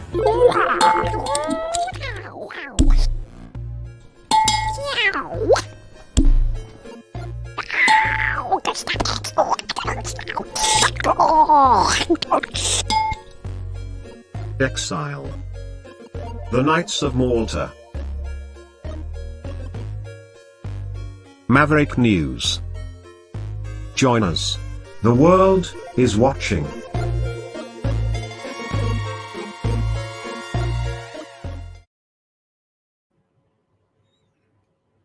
Okay, let's, since we're talking about the Knights of Malta, how about the Maverick Knights? How about the second version of a pilot episode of the Maverick Knights? Let's let's rule this, and you guys can give me your assessment. I'll look in the chat. Okay, here we go. Maverick Man, also known as Sir Richard, knew that he couldn't face Klaus Schwab alone. He needed the support of the Legion of Maverick Super Knights, a group of individuals who shared his passion for freedom and justice. Sir Richard sent out a distress signal to all the Maverick Super Knights, urging them to gather at their secret headquarters. The message spread quickly, and soon the headquarters was filled with knights from all walks of life, each equipped with unique abilities and unwavering determination. As the knights assembled, Sir Richard stood before them, detailing the dire situation at hand. He explained how Klaus Schwab, the global supervillain, sought revenge after his plan to destroy New York was foiled. Schwab's nuclear-powered electric car was just the tip of the iceberg, and the threat he posed to the world was far from over. The knights listened intently, their resolve growing stronger with every word. They knew that their duty was to protect the innocent and uphold the values of freedom and justice. Sir Richard proposed a plan to take down Schwab once and for all, combining their unique abilities and working as a cohesive unit. The Maverick Super Knights began training rigorously, honing their skills and devising strategies to counter Schwab's villainous tactics. Some possessed superhuman strength, others had advanced technological prowess, and a few were skilled in the art of espionage. Together, they formed an unstoppable force, ready to face any challenge that came their way. Sir Richard led the charge, rallying the knights and instilling in them the importance of their mission. They knew that they were the last line of defense against Schwab's reign of terror. With unwavering determination, they set out to dismantle Schwab's network, expose his evil plans, and bring him to justice. The battle between the Maverick Super Knights and Klaus Schwab's forces was intense. They faced countless obstacles and dangerous encounters, but their unity and determination never wavered. With each victory, they grew stronger, inching closer to their ultimate goal of stopping Schwab's reign of terror. Finally, the day of reckoning arrived. The Maverick Super Knights cornered Schwab in his secret lair, ready to put an end to his villainous schemes. A fierce battle ensued, with powers clashing and determination fueling their every move. In the end, it was Sir Richard who confronted Schwab face to face. With a final, powerful blow, Sir Richard defeated the supervillain, ensuring that justice prevailed and freedom triumphed. The Maverick Super Knights stood victorious, having proven that their unity and unwavering dedication to the cause could overcome even the most formidable foes. Their legacy as defenders of freedom would forever be remembered, and the world would be safer with Schwab's reign of terror brought to an end.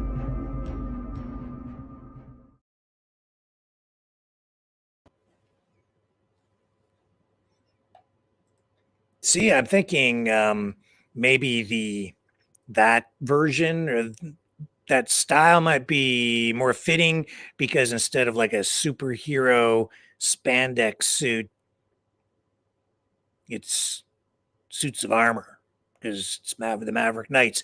And I'm thinking too that, because we have actual knights in our midst here in the Maverick family, that we integrate our actual knights as characters into the storyline. So I think that would be pretty cool. What do you think? Are you liking it? Think it could be kind of I think it could be entertaining. Alicia says, gee, Rick, I hope you says you're going to be investigated by the CMP, like the RCMP. I hope not. It's fiction, folks. It's what it is. It's fiction with, based on a true story. RCMP. Yeah. RCMP. Yeah. Yeah. Halo says spandex is too gay. Yeah. I like the armor, actually. And Sandy says Super Knights and the ladies. Yeah. Yeah. And, I agree. Isabel says Maverick Knight's much better. I agree. I think so too. So I'm glad I get your feedback, so we can go with that more in the style and the theme. And Choosy says, let's just find the Order of Malta headquarters. Okay. Anybody know what the address is? How hard can it be to find the Knights of Malta headquarters in Canada? It's got to be in Ottawa, I would think, right?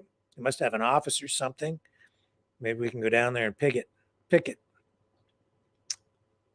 I don't know. I'll do a search, see if I can find an address. And Yvonne says Scwab or Klaus Chaos. That's a good name too. We maybe could just change the name up a little bit so that people get the idea, but just keep him sort of copyright free. Yeah. Helena says the first one was very funny. 666 Trudeau Lane. Yeah, it could very well be the proper address. I'm not sure. Anyway, what else do we have lined up for you? There was all kinds of news tonight. Let me check my list of stories. Sports Illustrated, the ship docking, Kevin O'Leary. Man, we've kind of burned through a lot of this stuff. Oh, there is this couple of things here. There's this story about Quaker Oats. They're recalling product. Here, I'll show you. This is getting a fair bit of attention because there's a class action lawsuit to go along with this now. Quaker Oats recall leads to Canada-wide class action lawsuit. A Vancouver-based law firm, according to this report by CTV, has filed a class action lawsuit against the Quaker Oats Company on behalf of Canadians who purchased or claimed to have fallen ill from consuming products that were recalled due to potential salmonella contamination.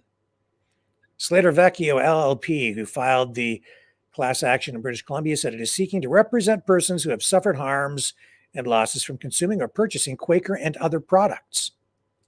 The Canadian Food Inspection Agency recalled 38 Quaker products on January 11th, including Quaker brand granola and cereal products. A few days later, the agency recalled more than 30 yogurt and parfait products that contained the previously recalled granola. So salmonella, people got sick. Now you've got a class action lawsuit. Also,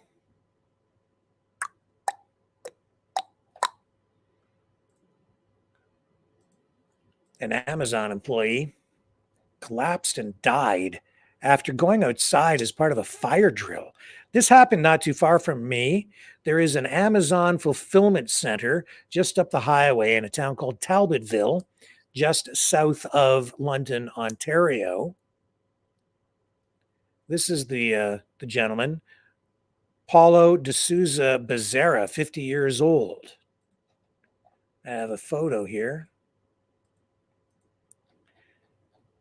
I guess these folks had to go outside for a fire drill. And it was very, very cold. There was a cold weather warning in effect. And this gentleman went outside with everybody else. They were out there for a while. We're told officially like around 17 minutes. Some people were so cold they tried to get into their cars. And then there are reports that supervisors told people who were trying to get warm in their cars because it was so cold to get out. Anyway, they all went back inside. And that poor gentleman collapsed and passed away. The exact cause of death not known. It's being looked into. But because they had just been outside in that extreme cold, it is receiving a fairly high level of scrutiny tonight. In addition, Leo sent this to me. If you're old enough, old like me, you may recall the Scott Peterson case. Scott Peterson was accused of murdering his wife, Lacey Peterson. This goes back more than 20 years. Well, tonight, the case is being revisited. Here, maybe I can show you a picture of Scott Peterson and Lacey Peterson. There is new evidence that has come out, and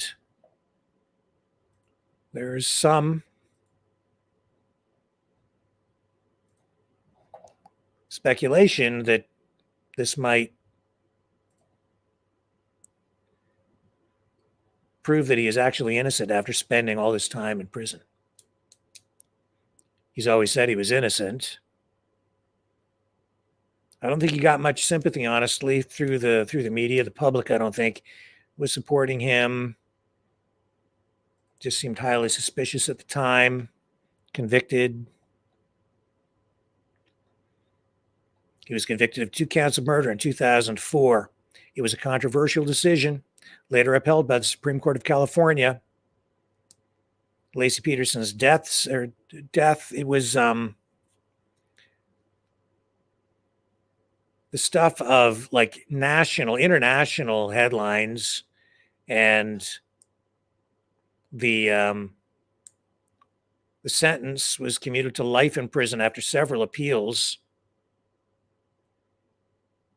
And Scott Peterson has remained behind bars despite questions about what some people say is circumstantial evidence that was presented by prosecution during the trial. So tonight, the case has been picked up by an organization called the Innocence Project, an organization that works to exonerate people who have been convicted wrongfully in court cases. Definitely a story worth looking at.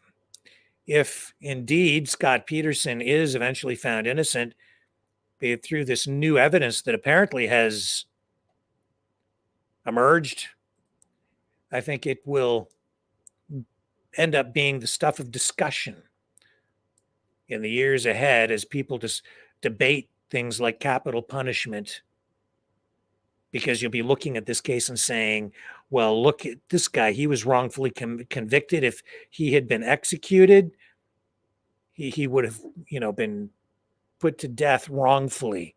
And that in itself would have been an injustice. So this might end up being a case like that. We shall see where it goes. We'll see what the quality of the evidence is. Here's Donald Trump. I'm not sure how fresh this is exactly, but I'm going to share it with you because I know you're going to want to see it. And this is why he's one of the reasons he's going to win the next election, likely. Does anybody think he's going to make it to the starting gate? I mean, the guy can't find his way off of a stage. Look, here's the stage. Here's the stage. I've never seen this stupid stage before, right? I've never seen it. But if I walk left, there's a stair. And if I walk right, there's a stair. And this guy gets up. Where am I?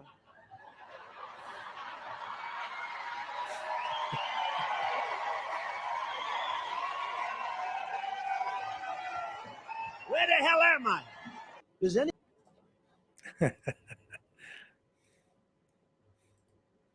It's a valid point.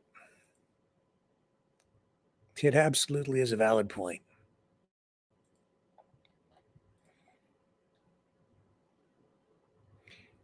There was also a post tonight, and I'm not really putting much credibility behind this. I don't think it's true. But there was a post on Truth Social. No, it was on Twitter from some site saying that, that they're like, they post Donald Trump stuff, like supposed to be like news type content, but it's just all Trump. And they're saying that they received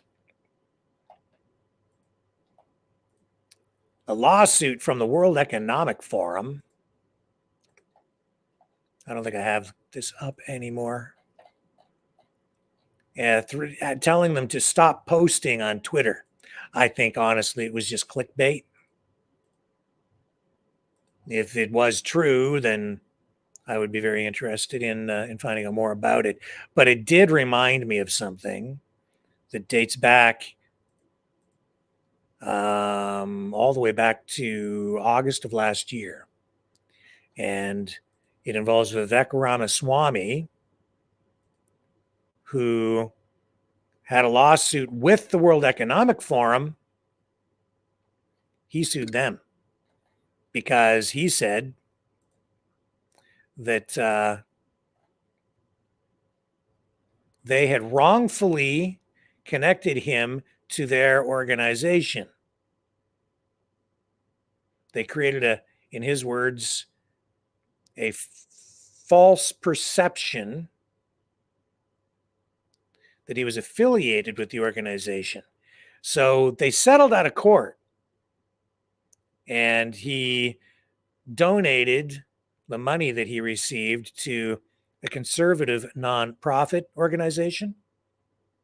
He had hit the WEF with a lawsuit in a Cincinnati, Ohio court because they did not remove his name from their 2021 list of young global leaders, even though he declined the nomination to the list and requested multiple times for them to remove his name. So I just draw your attention to that tonight because it shows that sometimes what we think we know or what we're told is not always entirely accurate. I think I have a clip here that we can actually run of him from that time. Old world Period. view, which said that a small group of elite fought a revolution in 1776 to say that we, the people, settle our differences through free speech and open debate in the public square in a constitutional republic where every citizen's voice and vote counts equally. That rejected the old world view, which said that a small group of elites decide in the back of palace halls how to address the modern equivalents of climate change or racial injustice.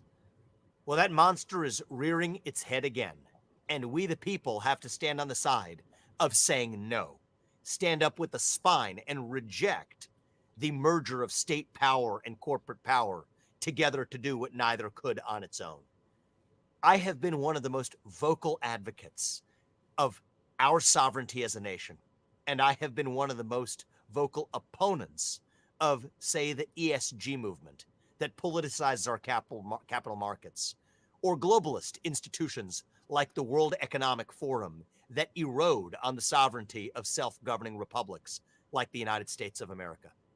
So it was a particular mystery when the World Economic Forum, after I had written against their agenda through my book Woke Inc. and otherwise, happened to name me on a list of so-called young global leaders with other so-called successful young Americans and young people around the world. I rejected their award. I declined it. I said that I deeply disagreed with the values of the World Economic Forum and that I wouldn't be a good fit for inclusion. I said it respectfully. A few months later, I was told that my name showed up on their website anyway. I contacted them. I told them to take it down. They had the gall to still leave my name. Yes, I was a successful person in this country, so they thought they could use my name and image along with people like Mark Zuckerberg or others who they had named, Elon Musk, that they had named in the past. I wasn't going to let them get away with that.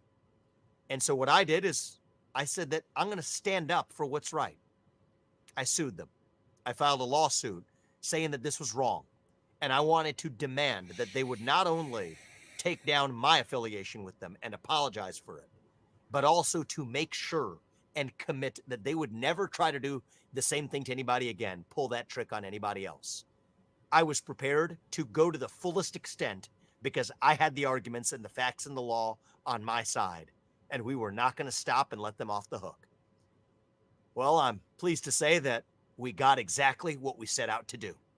The World Economic Forum has now officially agreed to exactly what I demanded of them. They've issued a public apology.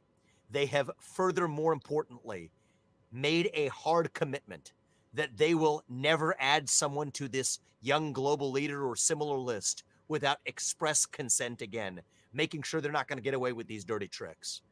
And though I wasn't in this for the money, there was also a financial component to the settlement. What I've said is the money that I got out of that, I don't want that money.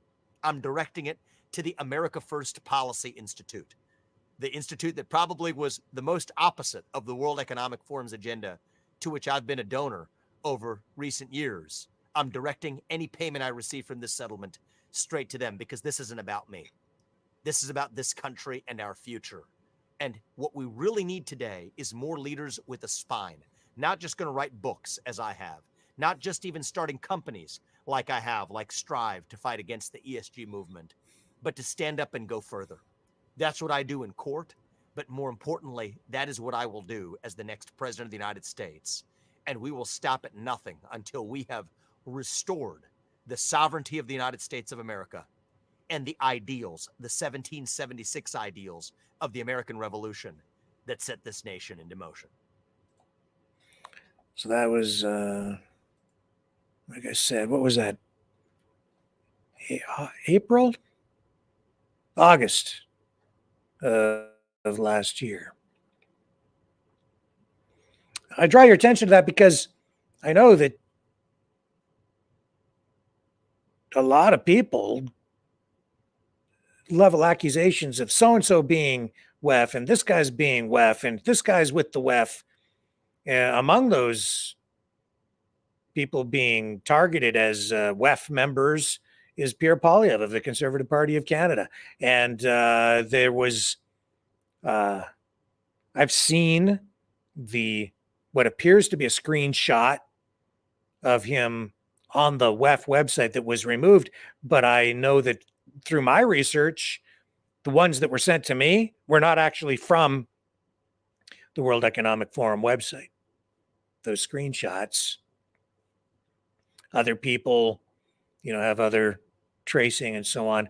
So I don't know. I haven't seen hard evidence that Poilievre was ever actually a WEF member. He says he wasn't, and says that what else does he say? That any cabinet members, cabinet ministers in his government, if he forms government, will not be members of the World Economic Forum. He won't permit it. So I know that's what a lot of people want to hear. Will he actually follow through? Well, there's only one way to find out. Get him elected and then see what he does. He's a politician. They're all politicians. Ramaswamy, not going to be the president this time around anyway. Now throwing his support behind Donald Trump. And did Tim Scott come out and do anything yet?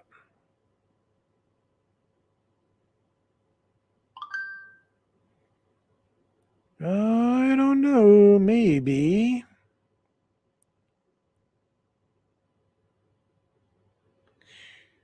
Yeah. Let me take a quick break. I'm just going to duck in and see if there's anything going on at the Trump rally. Maybe that's where this is supposed to happen. That would be the most likely place. So let's see what happens with Tim Scott. Give me a minute here. I will be right back.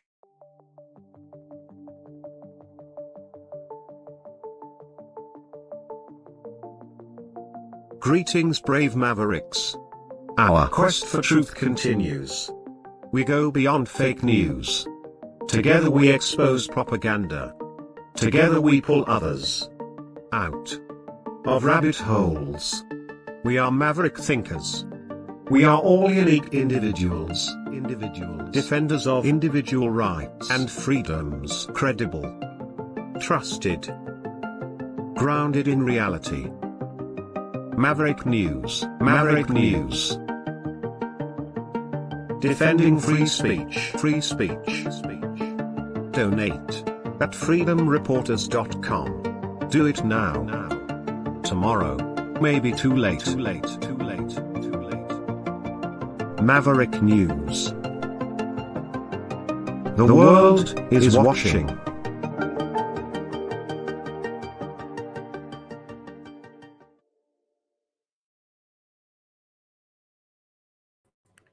Yupper, he's in New Hampshire, and I think I've got it. It's coming up. Tim Scott endorsing Trump. Let's go to New Hampshire, shall we? And get the action as it unfolds. Here we go. Here's Donald Trump. And I'm watching this, and he goes, Donald Trump Jr. will go to prison because of what he did with Russia. Now, talking about my son is going to go to prison because of something they know is a total hoax. It's not like they believed it was maybe true. They knew it was because they made it up. It was a scam. It was written. No, think of it. And he's saying, think of it, you have a son. And I called up my son. I said, are you okay? He says, yeah, I don't know anything about Russia. What's going on? He knew nothing about Russia. This guy in the fourth row right here, he knows more about Russia than my son knew. But think how bad you have to be as a person to do that. So he's got a scam. They know it's a scam. It's a made-up story to try and justify why she lost, okay? She lost because she had no personality. She lost for a lot of reasons. No, they said she's, well, that too. I would say this. She's evil. That's interesting. But what kind of a human being would say we're going to put somebody in prison because of something that we made up that we know is a phony thing? Bad people, right, Steve? Bad people, you know? They're bad people. Look for Tim Scott. But tonight I'm truly honored to bring him in on stage, and I've known him for a long time. And we just happened to get lucky. I talked about opportunity zones. I said, I wonder if we could get him in from Washington. He travels very quickly because he does happen to be with us. And he gave me a tremendous endorsement 2 days ago. And he's going to say a few words to you. And he's a highly respected gentleman, and he's a wonderful friend. And remember, he's, you know, I'm running against somebody from his state, so it's not that easy to do. I mean, she is running from the state of South Carolina, which, by the way, where I'm leading her by over 50 points, so I don't know what the hell kind of a job she did, but in South Carolina. But he's a senator from South Carolina. He's a fantastic man, Tim Scott.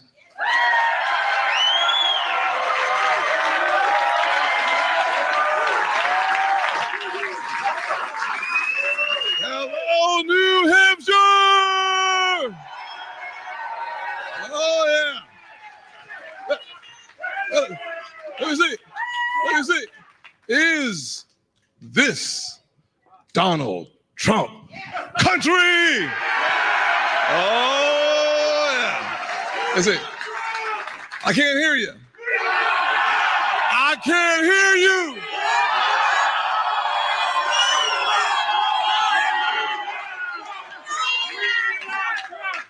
You know, we love you, Coach. Thank you. Let me say, we need a president who will close our southern border today. We need Donald Trump. We need a president. We need a president who will unite our country. We need Donald Trump. We need a president who will protect your Social Security and my mama's Social Security. We need Donald Trump. We need a president today who will stop the crime and recklessness in the streets. We need a president who will restore law and order. We need Donald Trump. Oh, we need a president who will lower our taxes and not raise our taxes. We need a president like Donald Trump. We need a president who understands the American people are sick and tired of being sick and tired. We need a president our foreign adversaries are afraid of and our allies respect. We need a president who doesn't see black or white. We see a president who sees Americans as one American family. We need. And that's why I came to the very warm state of New Hampshire to endorse the next president of these United States, President Donald Trump.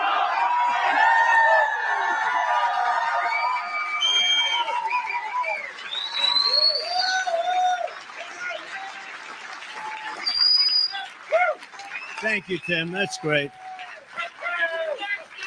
Very, very good man and a very respected man. And I appreciate that he came all the way over. You know, you could just put it out over truth. We got to go with truth. It's the best.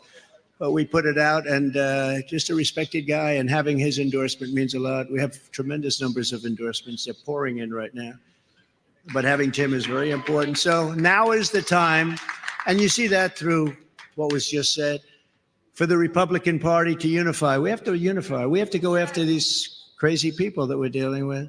Instead of wasting hundreds of millions of dollars attacking Trump and others, we need to come together and focus all our energy and resources in defeating crooked Joe Biden, our worst president. It's the worst president. Sadly, not everyone is willing to put our country first. We have to put America first. Here in New Hampshire, Nikki Haley has made an unholy alliance with rhinos, never Trumpers, Americans for No Prosperity. Did you ever hear of Americans for No Prosperity? Globalists and radical left communists to get liberals and Biden supporters to vote for her in the Republican primary, because that's what they do. They questioned me about that today. They said, oh, Democrats don't vote. They already signed up almost 5,000 Democrats to vote. That's your governor's fault. He could have ended that very easily, but he doesn't do the job. Maybe he's got something else in mind. I think he's lazy, actually. You want to know the truth? In Iowa, nearly 50% of Haley's voters said they were voting for Biden in November. So the people that voted for her, and think of it, 50% said they're going to vote for Biden in November. And now the leftists are spending millions and millions of dollars to flood your airways with Nikki propaganda. It's Nikki propaganda. And she's not going to do the job. I can tell you, I had plenty of experience with her. She's fine. She's okay. She's not bad, but she's not going to do the job. All you need to know about Nikki Haley is that every corrupt and sinister group we've been fighting for the past 7 years is on her side. They're all putting up America First Patriots. They're all people that are fighting our America First movement and our patriots. And we can't take a chance. Our country is so far behind. We had a great country 3 years ago. Now we have a country that's in terrible distress like never before. The people behind Nikki Haley are pro-amnesty, they're pro-China, they're pro-open borders, they're pro-war, pro-deep state, and they're actually effectively pro-Biden. He's the only one that doesn't know it, actually, if you want to know. Our movement is pro-borders, pro-jobs, pro-freedom, and pro-America. Pro-America. It's very simple. Pro-America. And we know the story. MAGA. Will he make America great again?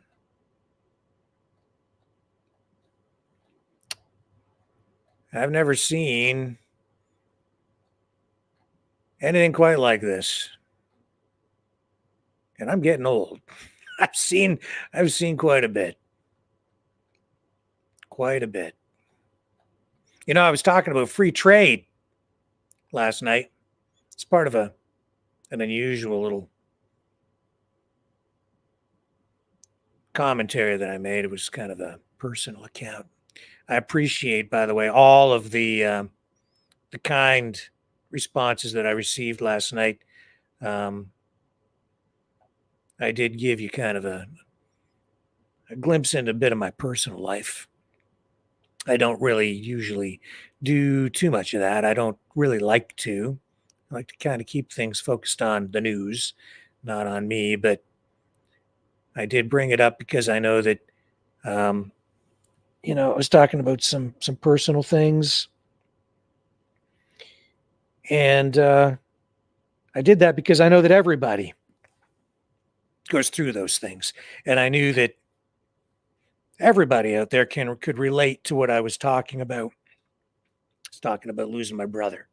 And I got some really kind, heartfelt responses from people, too many to respond to. But thank you for the kind words. But everybody loses everybody eventually. It's just the cycle of life. And I was talking about politics and opportunity, and I mentioned free trade. I just wanted to rewind a little bit, just very briefly, and talk about free trade. It was the 1980s, and we were being sold the idea of free trade.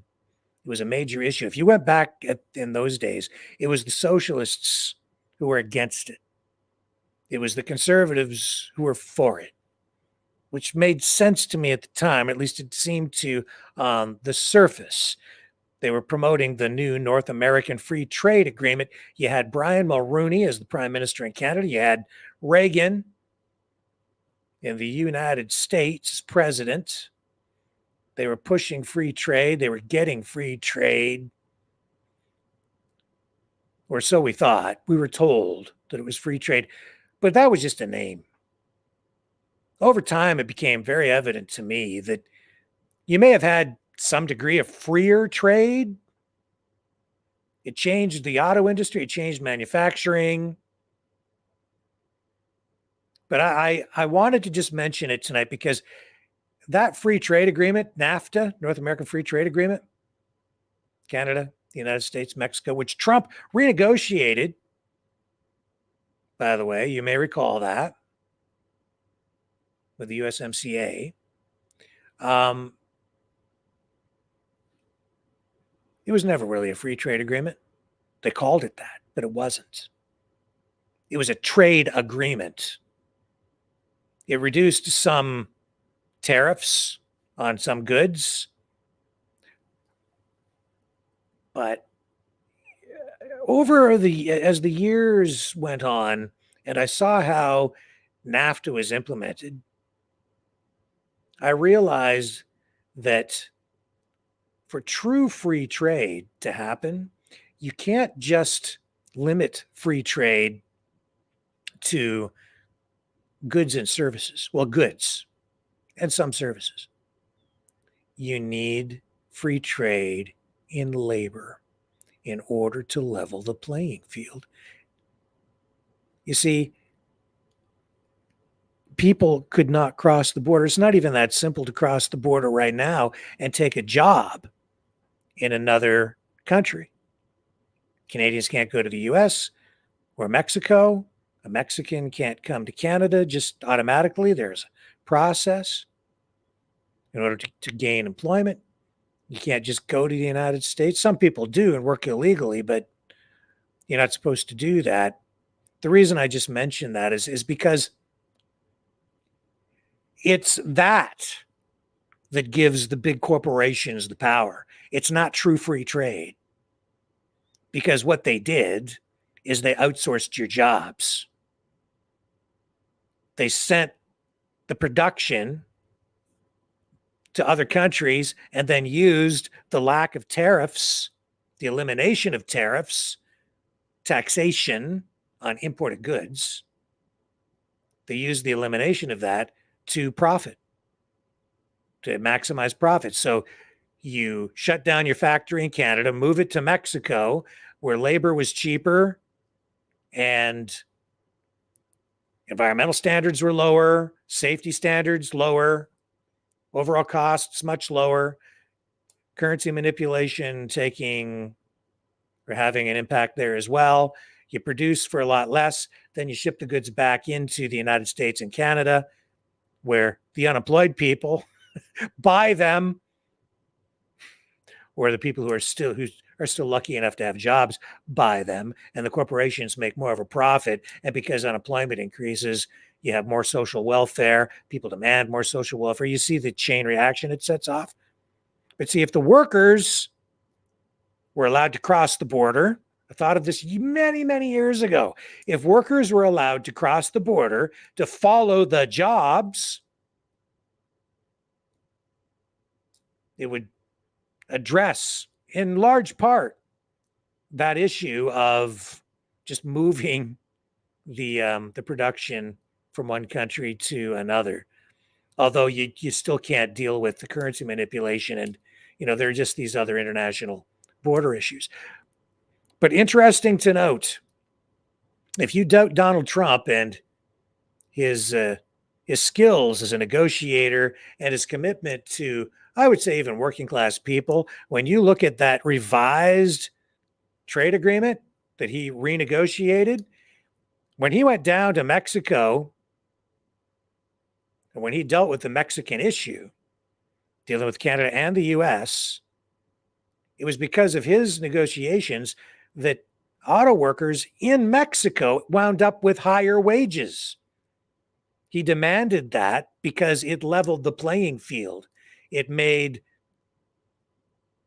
factories in Canada and the United States more competitive because the agreement forces the automakers to pay the Mexican workers more.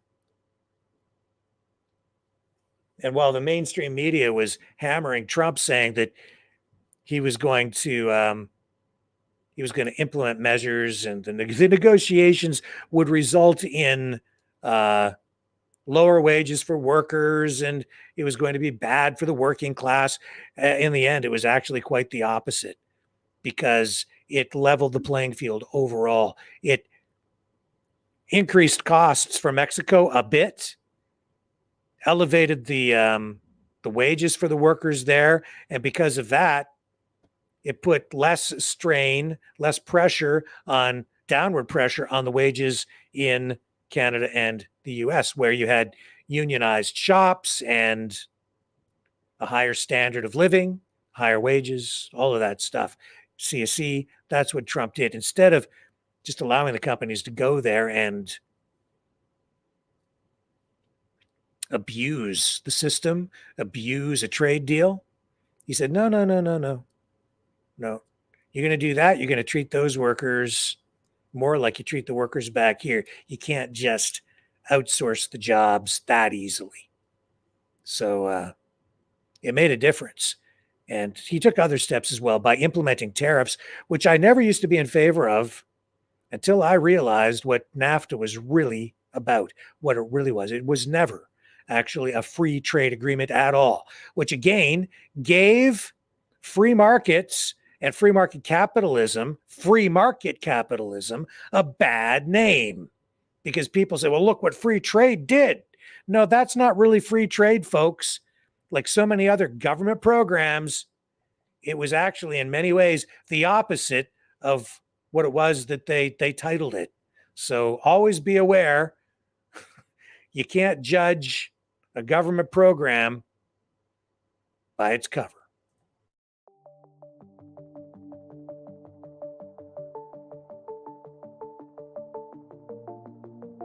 Greetings, brave Mavericks. Our quest for truth continues. We go beyond fake news. Together we expose propaganda. Together we pull others out of rabbit holes. We are maverick thinkers.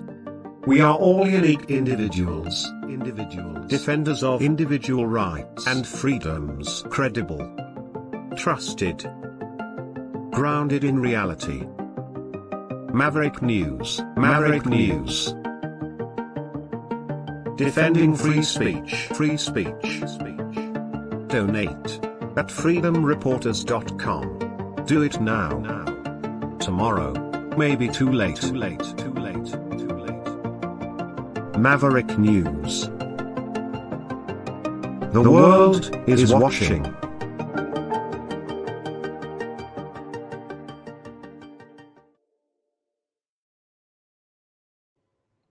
And then tonight, of course, we saw Justin Trudeau talking about climate change and reconciliation. Blah, blah, blah, blah, blah, blah, blah, blah. You know what that is all about? That is about managed decline, which was also what NAFTA was, I think, largely about too. And anti-colonialism and neoliberal wokeism, and you're going to have to do with less. Managed decline. You're seeing it even in our military right now. Some stats that I had written down here. You know, the Canadian military suffers an attrition rate of about 18.5% because they can't keep people. They just can't keep their soldiers.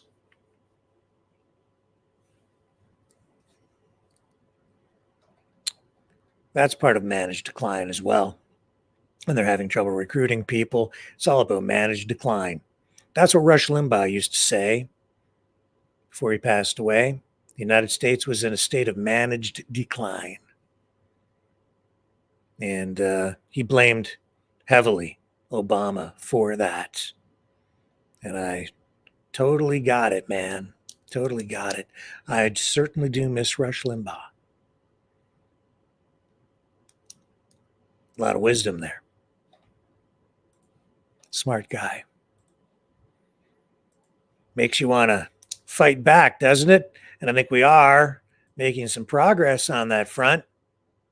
And maybe for a little inspiration, I'll run now the third pilot in the Maverick Knights series, or Maverick Man, Maverick Knights, I think probably is the more appropriate title for the series. Let me run this one. Again, this is just a pilot. You guys can tell me what you think in the chat. The Rise of Maverick Man, Uncovering Klaus Schwab's Diabolical Plot. Subtitle: Journalist Richard Paul exposes a global villain's evil plan to destabilize the world economy. Introduction: In a shocking turn of events, renowned journalist Richard Paul has unearthed a sinister plot orchestrated by Klaus Schwab, a global villain hell-bent on destroying the world economy. With stunning evidence in hand, Paul reveals how Schwab plans to blackmail the leaders of nuclear power nations using sex scandals and threats of terrorist violence. This article delves into the details of Paul's investigation, shedding light on the rise of Maverick Man, Sir Richard the Super Knight. Unveiling the mastermind, Klaus Schwab, a shadowy figure with immense power and influence, has long operated under the radar, manipulating world events for his personal gain. However, Richard Paul's relentless pursuit of the truth has finally exposed Schwab's malevolent intentions. As a respected journalist, Paul's credibility and extensive network have allowed him to gather evidence that unravels Schwab's web of deceit. The diabolical plan. Schwab's plan revolves around leveraging the darkest secrets of world leaders to gain control over their decision-making processes. By orchestrating sex scandals and planting seeds of terrorist violence, Schwab aims to create an atmosphere of fear and chaos, forcing these leaders to comply with his demands. The ultimate goal? To systematically dismantle the world economy, leaving nations vulnerable to his manipulations. Uncovering the evidence. Richard Paul's investigation has unearthed a trove of incriminating evidence against Schwab. Through meticulous research, interviews, and anonymous tips, Paul has pieced together a puzzle that reveals the full extent of Schwab's evil plan. From leaked documents to testimonies from whistleblowers, the evidence paints a chilling picture of a man willing to go to any lengths to achieve his nefarious objectives. The hero emerges. Amidst the chaos, one man stands tall, Sir Richard, also known as Maverick Man Knight in shining armor. Armed with the truth, Paul's alter ego takes on the responsibility of exposing Schwab's plan to the world. Maverick Man's unwavering determination and unwavering commitment to justice become the driving force behind his quest to save the global economy and protect innocent lives. The race against time. With Schwab's plan set in motion, Maverick Man faces a race against time to stop the destruction of the world economy. As he uncovers the true extent of Schwab's influence and connections, Maverick Man must navigate a treacherous landscape filled with danger, deception, and unexpected allies. Can he expose Schwab's evil plot before it's too late? Conclusion. Journalist Richard Paul's groundbreaking investigation into Klaus Schwab's diabolical plan has shed light on a global villain's attempt to destroy the world economy. Through his alter ego, Maverick Man, Paul takes on the daunting task of thwarting Schwab's nefarious scheme. As the world holds its breath, The fate of nations hangs in the balance, waiting for the rise of a hero to save the day.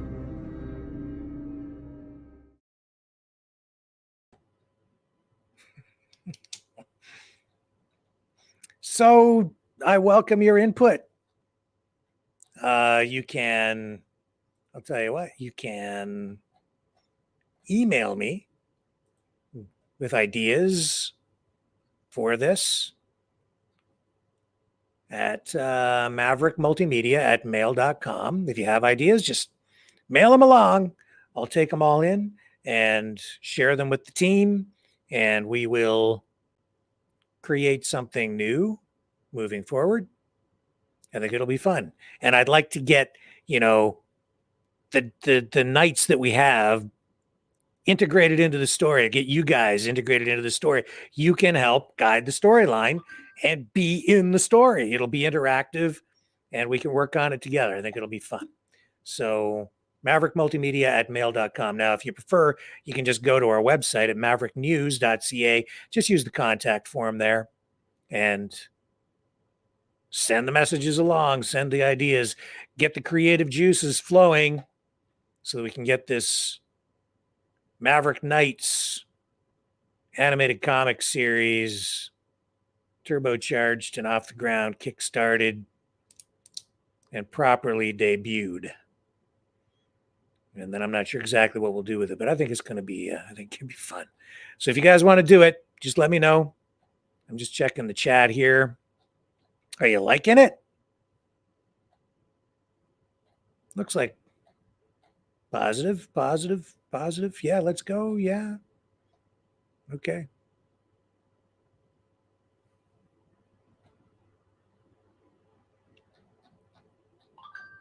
Now, let me just check over on Rumble here. See what you guys are saying over on the Rumble channel.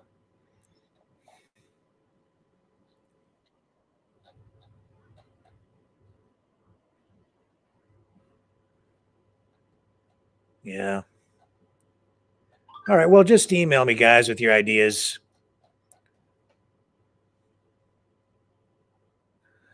Oh, Celtic Love is back in the chat. Celtic Love. I'm glad you're in there tonight. Just a little message for you. I have someone heading to Hawaii because I know you called in the other night and we're pretty upset about all the children that apparently are missing. So I put the challenge out there, including to you, to just let's get some research done. See if you can find a mother, a father, an uncle, an aunt, a brother, a sister, a cousin, anybody, relatives of any kind for any missing children. We'll get them on the program here. We'll interview them. Missing children from Lahaina. We're told there are thousands, right? So let's go find them. Find me one or two, three, anybody. The children obviously apparently are missing, but if that's the case, let's get a relative on here. Surely they must be out there still looking for all these missing kids. Let's get the relatives on. Where are they?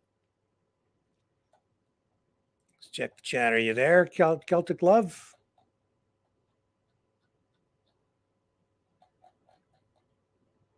And if this is the case, then maybe we can be of assistance. But I need your help to try and track some people down. And as I say, I've actually got somebody on their way right now to Hawaii. And they're going to look around too and see if they find anything that can help in this regard. So throwing it out there, that's that request from me to you guys for help, the Maverick family, and anybody else who might be listening, was issued, what was that, about 2 weeks ago now? So far, nobody found, nobody sent over to me. I haven't been able to personally connect with anyone to assist with this. And I know Celtic Love, you said, what can we do? What can we do? And Leo said, well, I don't know if there's anything we can do. Well, this is something you can actually do. Let's get a relative, because I'll tell you this, if there were thousands of missing kids in this town where I live, parents would be up in arms, relatives from far and wide would be coming forward, posting photographs on lampposts, lobbying government online. They'd be online every day, every hour, demanding that these children be found. Where are they? Thousands of them, apparently. So again, I just leave it with you, and I'll check back in on this subject again in the nights ahead, and I'll find out from the eyes and ears that I have on the ground in Hawaii soon as well, to find out what the situation is actually in Hawaii on this story. Because one way or another, as with everything, I want one basic thing most, and that is truth. And with that, folks, it is time to wrap up for the night.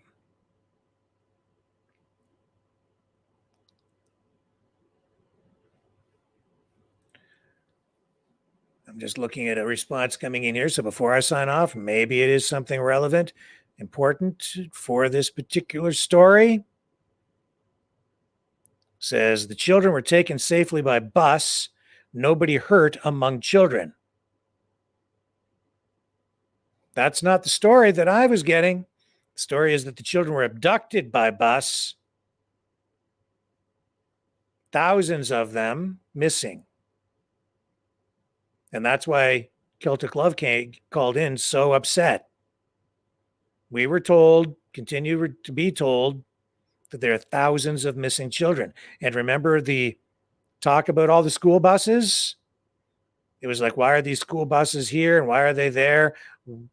Like they were used to transport the children away as part of a abduction of some kind. So I don't know what the truth is. I seek the truth. So I'm encouraging all of you to go and help. Just get online, start looking things up, find out where these children are, find out what the truth is, and let's get the truth out there, whatever the truth is. Okay? And so I'll leave it with you guys. I'm going to continue to work on it. That's why I've actually sent someone to Hawaii. That's why I sent someone to Hawaii, to get the truth on this story. One story at a time we work on.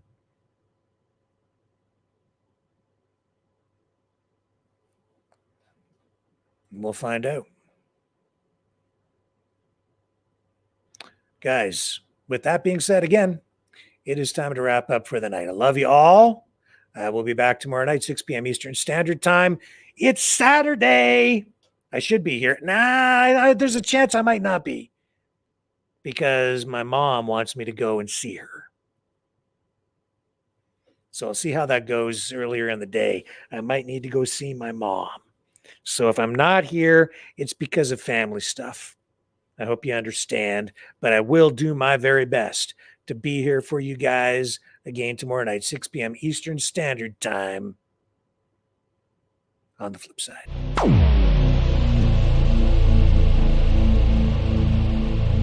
This has been a Maverick Multimedia production.